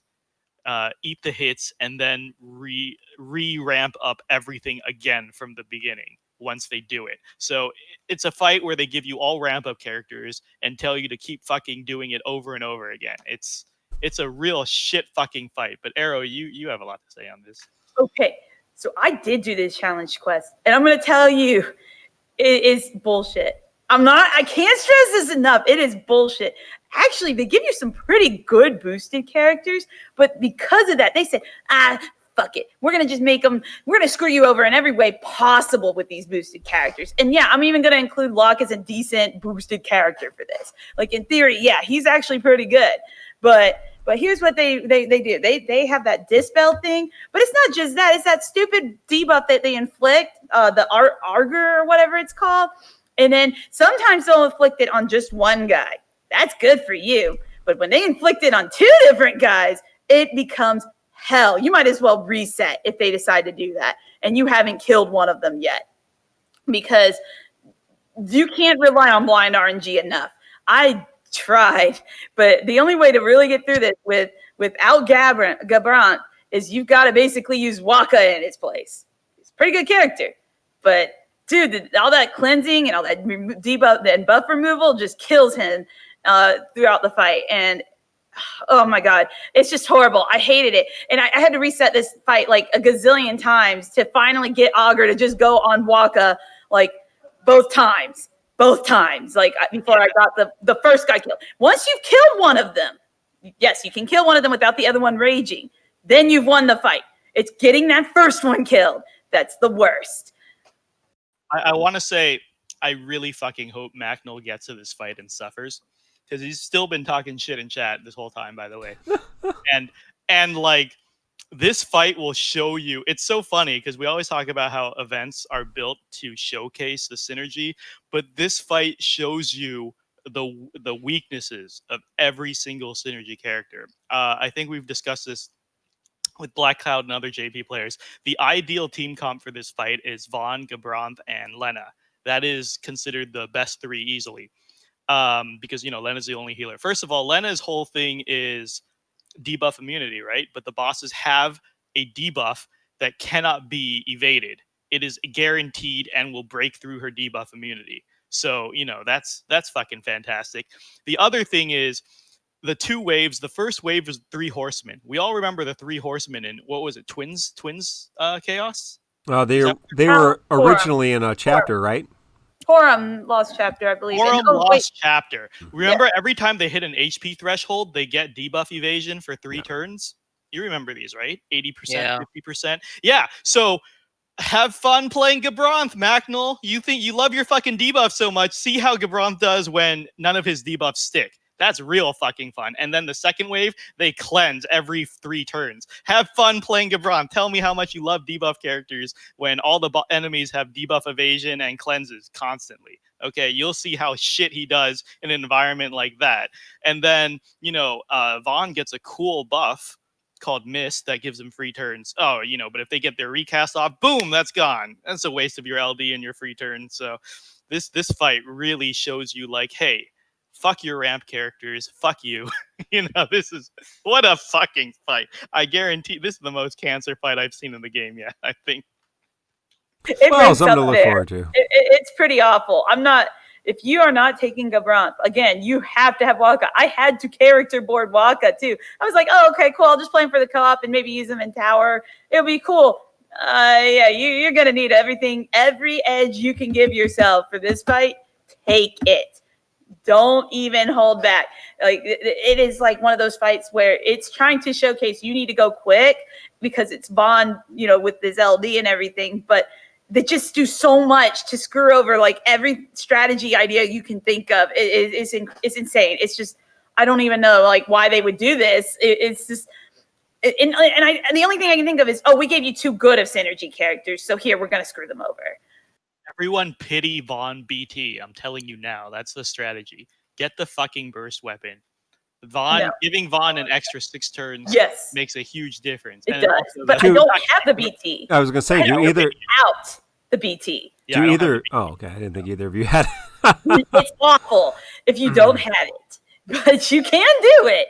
Just be very patient and be very willing to hit that reset wave 2 button because you're going to. Yeah, definitely. Right before they, right before the bosses use their recast ability, use Vaan's LD, the turn right before that, and then make sure Gabranth's abilities are all debuffed right before they do that. Yep, refresh Lena's Winddrake Arrow. Yep, right refresh Winddrake Arrow right before that. For a good time. Yep, refresh Winddrake Arrow right before that. That's a good one. All right, hey, well, good luck. We'll talk more about it next week. Of course, you can come on our Discord. Plenty of help. Now, we also got a new type of Abyss. We really haven't had time to go through it, so we will talk about it a little bit more next week. But if you go to Abyss, it's called Abyss Perfectum. And unlike normal Abyss, when you do a gold node, like the one I have sitting right here, it locks out the characters for the next one. Now, we only have one stratum right now. It's Perfectum first stratum, and we will get Perfectum second stratum and Perfectum third stratum here in the next week or so. They'll be kind of tiered over a few days. The first stratum has the codes, just so you know. You have to have a red crystal user, you have to have a black crystal user, you have to have a sword crystal user, and your sword users get max brave up and attack up. So boosted attack and max brave. So hey, who would be great? Hey, Vaan, red, sword user, seems like a great thing. First enemy, absorbs ice, absorbs holy. So, you know, and double resistant to magic. So, F you, SQEX. That's what I think about that. It's like lightning will work great for this.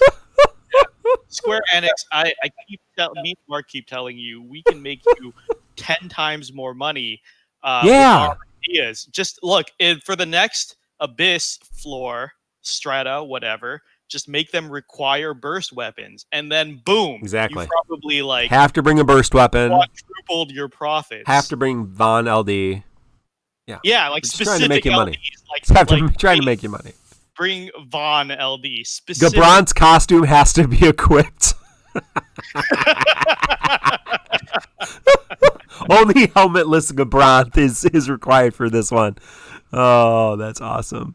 Yeah, no, that's what we're talking about. We just trying to help the game. Trying to help the game. Hey, we're going to go to host discussion, but before we do, it's time for you brought straight Vaan in anyway. It didn't matter apparently. It's time for giveaways. This is don't do anything yet. I haven't started it yet. Don't do anything. I haven't started it. Don't do anything. I haven't started it. I'll tell you when to start. This is listening. We're practicing listening. Do this a lot. Now, you have to follow us. So if you haven't followed us, now is a good time to follow us. If you are a subscriber, you get an extra chance to win. What are we giving away? Thanks to our friend at Pocket Jokers, we are giving away 5 $11 Visa gift cards.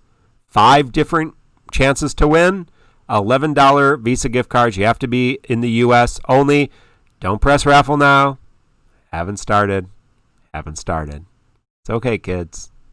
Plenty of time. Giving them away after. Thank you for all the subs. Do appreciate that. But I will tell you when. U.S. only. It is U.S. only. I apologize. Just the way things are. We will find some other times. I have 3 small children, so yes, I will speak to you like you are in kindergarten, because that's my life. I have remote learning at my house now every day. It's terrible. Anyway, God bless any of you who are teachers. You are just in my thoughts, believe me. It is not a good year for anybody in this situation, or parents, everybody, or kids. Anyway, now I'm going to, not quite yet, because I got to go to my other thing. Give me a second. All right. 15 minutes. Now, !raffle. !raffle. That is how you will enter the raffle. !raffle. It is $11. Yes, why is it $11? For taxes, but whatever, So technically you should be able to get 2 months of Moogle passes. So, !raffle, you should be able to enter. You should get a code, or you should get a response that you entered the raffle. Once you do !raffle, you have to be a follower. You have to follow. You will not enter if you are not a follower. If you are a sub, if you sub to us, you will get another chance to win. All subscribers get 2 tickets. Followers get 1 ticket. So, just that's how it works. So, I see many of you are doing it. So, Crease, we got 14 minutes left. Feel free at any time. I'll remind people to go in here. Is there something we can talk about? Sure. This is a question specifically for Mino Spellgood from at Pocket Jokers. Thank you. We have been sitting on this question for over a month because Mino has been taking a little bit of a hiatus. So, Mino, are you ready? Dear Honorable Sir Spellgood, I recently 3-3'd Yida and was shocked and pleasantly surprised by the absolute insane damage she was putting out. I had her as a back burner character with little interest. Are there any characters who similarly surprised you as with their usefulness or potency, characters you had little expectation of but became an important piece of your roster? I direct this to you because the other 2 sirs expect greatness from all characters and therefore cannot be pleasantly surprised, but they're free to answer should it please them. I have the honor to be your obedient servant, P. Jock. There's actually quite a few, and I think I bring this up a lot. And there's so many, so I'll just touch on the most recent ones. I think for weeks I've been seeing the praises back when our TCC challenge was running strong. When at least back when I was helming it, it's still running strong. But I dropped running. But when I was creating them, Bosch and Gao were sleepers. I felt they performed very well.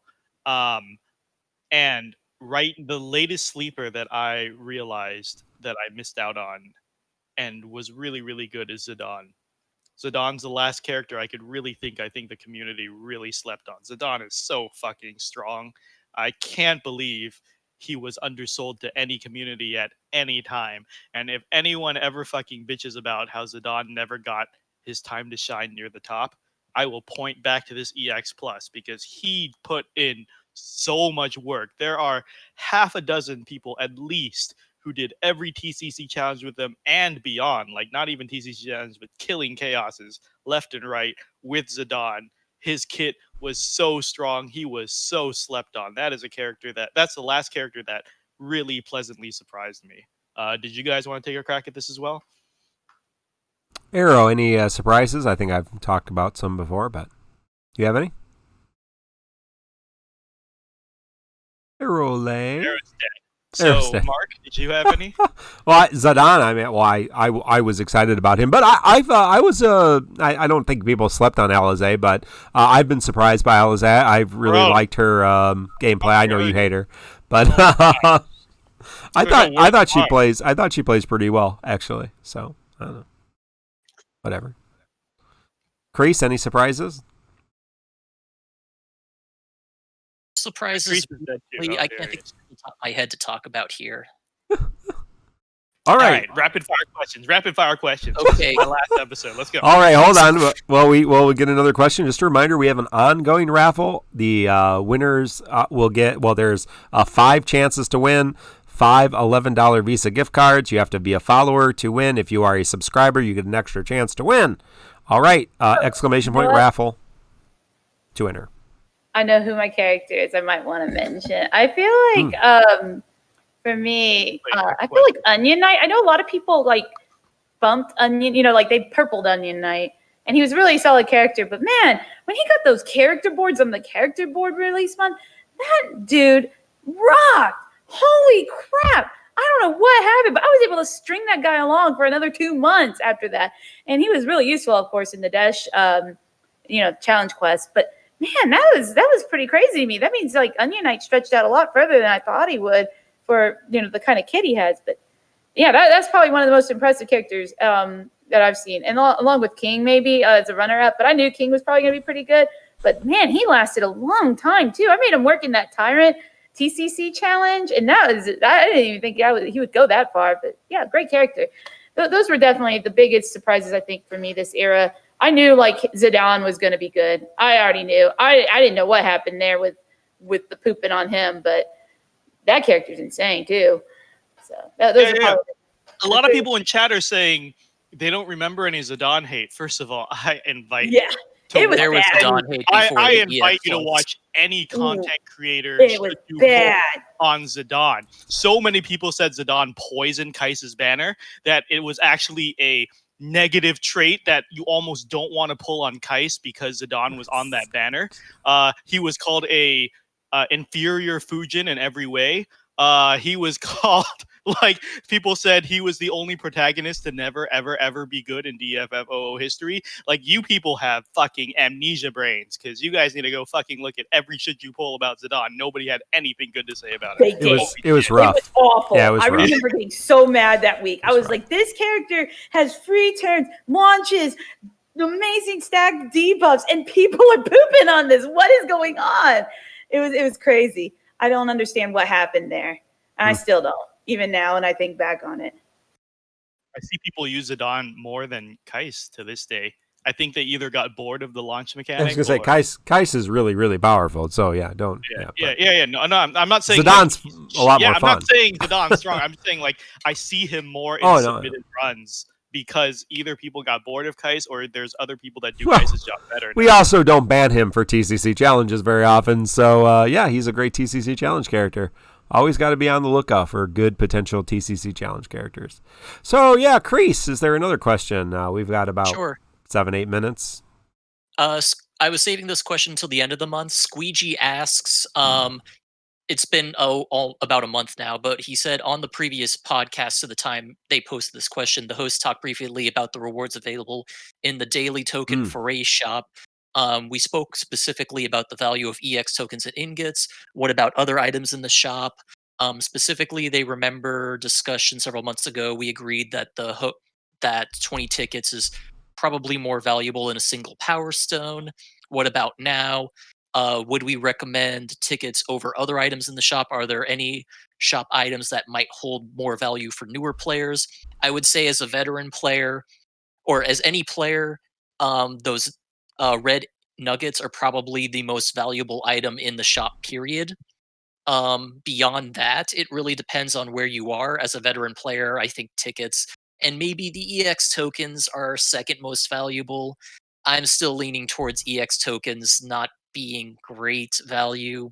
Personally, I think that's more for personal preference. And for newer players, I think it's going to depend on where you are. For example, the Bloom stones and Bloom tokens, or the Bloom fragments, I think are a decent place to point towards looking for investment, because those are relatively limited and pretty gated.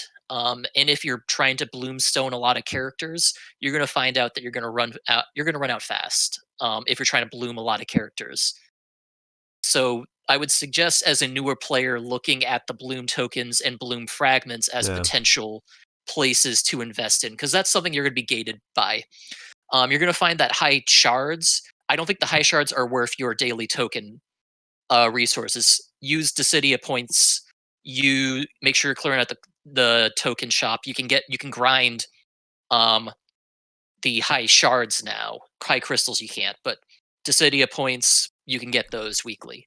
So that's what would be my recommendation for what to consider spending on. The bloom tokens will be the next thing I would consider looking at.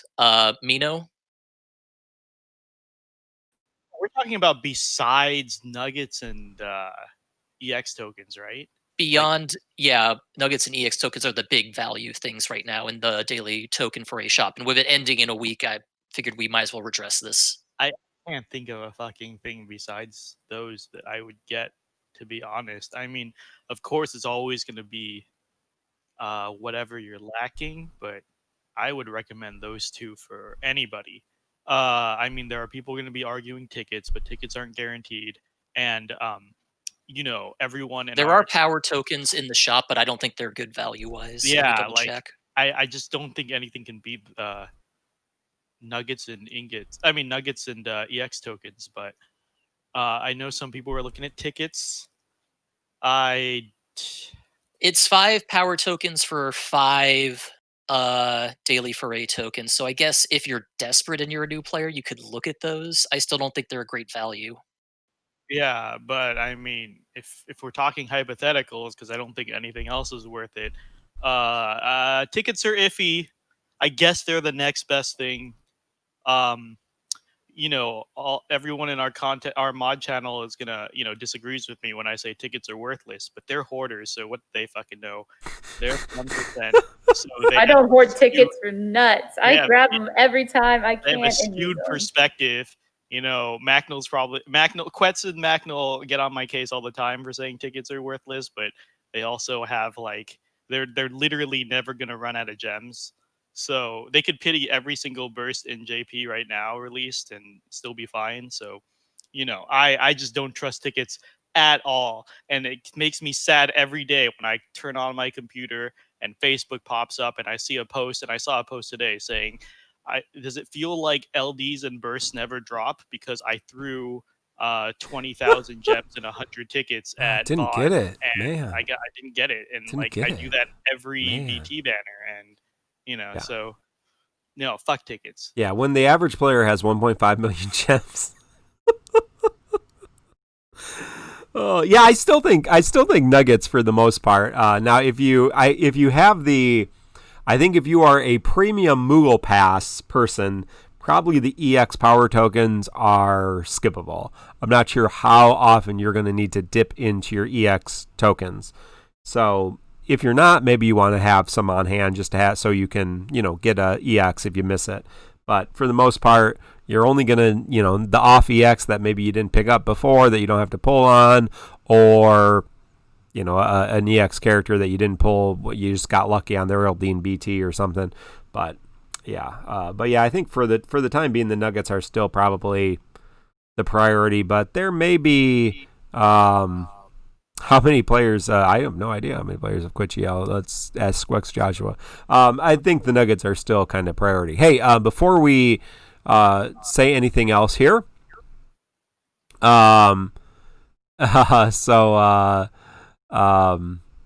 have about, let me see here exactly. We have 2 minutes left. So if you would like to participate in the giveaway, we're giving away 5 $11 Visa gift cards. You need to follow us to enter. If you are a subscriber, you get double chance to win. You get 2 tickets instead of 1, and it is !Raffle. !Raffle. You have to be a follower. Anything else? But I think for the most part, the Nuggets are probably the most worth it. So before we move on, in chat, deadbeat DFFO streamer Zeno here has a good point, saying I've grabbed Power Stones as a newer player because I couldn't build someone at the time. That is actually pretty perfect, actually. Besides EX tokens and nuggets, I think Power Stones are... I do know a lot of people who are living Power Stone to Power Stone. So I guess as a third choice, that's not so bad. Check out our friend TXB Gaming, Zeno, on YouTube and Twitch. I'm sorry, Zeno. This is rough. Oh, Ebonomics is asking how many players have quit GL so far. Well, here's a fun little game if you ever get really bored. If you go to main chord and search for the word quit, you can see a lot of very dramatic quit posts. I forgot who pointed me in this direction. It's wonderful. Challenge quests have pushed quite a few people over the edge. Yeah, how I think the real question is who's quit with a ridiculous amount of, the hoarders. That's what you were saying. How many of the hoarders have quit? I'm not going to spend, my gems to pull these things, and then they don't, and then they can't beat the content, and then they quit. So has that happened? That's my question. I don't know. I haven't looked. I try not to spend a lot of time, on Reddit. Look, honestly, when it comes to people quitting, they say that, but I don't know. They probably only quit for like a week most, and then they'll be back. Don't worry. Most players will come back. If they wind up really quitting over challenge quests, it's very unfortunate because there's still quite a lot to do and enjoy about the game. And I've never really felt bad for having to skip or miss out on something minor. As long as you're still clearing chaos, you're still getting the nuggets. So I don't know. But again, I play also Landgrister Mobile, and I don't ever finish everything in that game. I only do like 80% of the stuff in that game. Yeah, you're okay with skipping content here, right, Arrow? I'm pretty sure. Yeah, it just depends on like what it is. Like I missed out on plenty of stuff throughout the FFOO. I've probably done about 90% of it in this game. But like, I just don't. As long as I feel like I'm still completing most things, I'll tend to stick around in a game. It's just how I feel about it. Or rather, also, if you're going to quit with 75,000 gems, and I've seen not 75, 750,000 gems, and I've seen quite a few Reddit posts and Facebook posts who say that I have over 750,000 gems and I'm quitting because I don't like the direction the game's heading in. At least spend those resources and see if, try out the new direction and see. Like, it feels so wasteful to save that much and then just dump it. And in a related note, I have to say, I'm sorry I called Zeno a deadbeat DFFOO streamer, because at this point, I can't even call him a streamer anymore because he hasn't streamed DFFOO in over a month.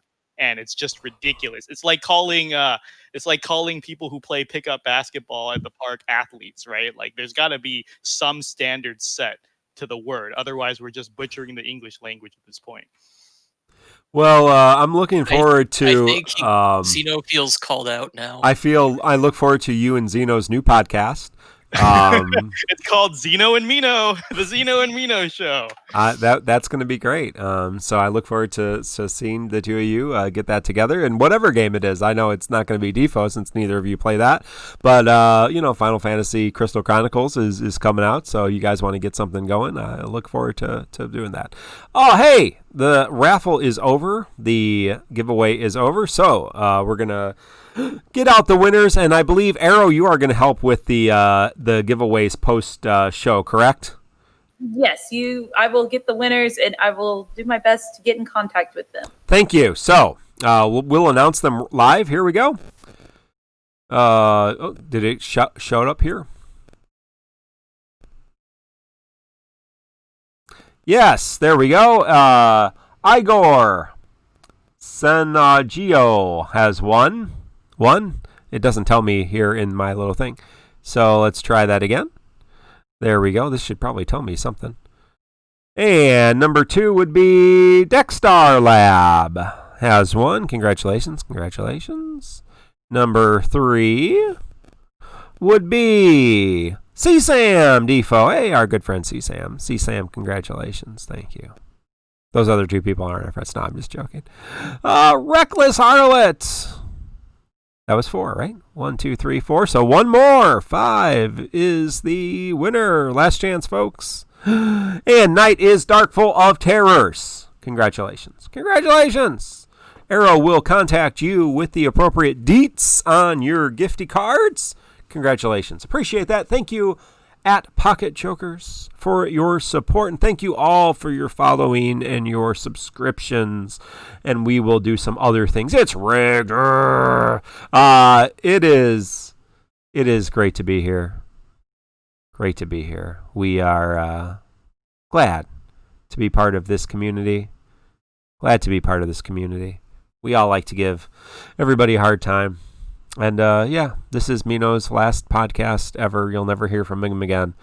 But until next week. He gets drunk and jumps on. Until next week. Somebody told me 2 days ago that the reason they stopped listening to TCC podcast was because of Mino rants. So lucky for you guys, 100% Mino, less Mino rants. So you're welcome. We listen to the fans.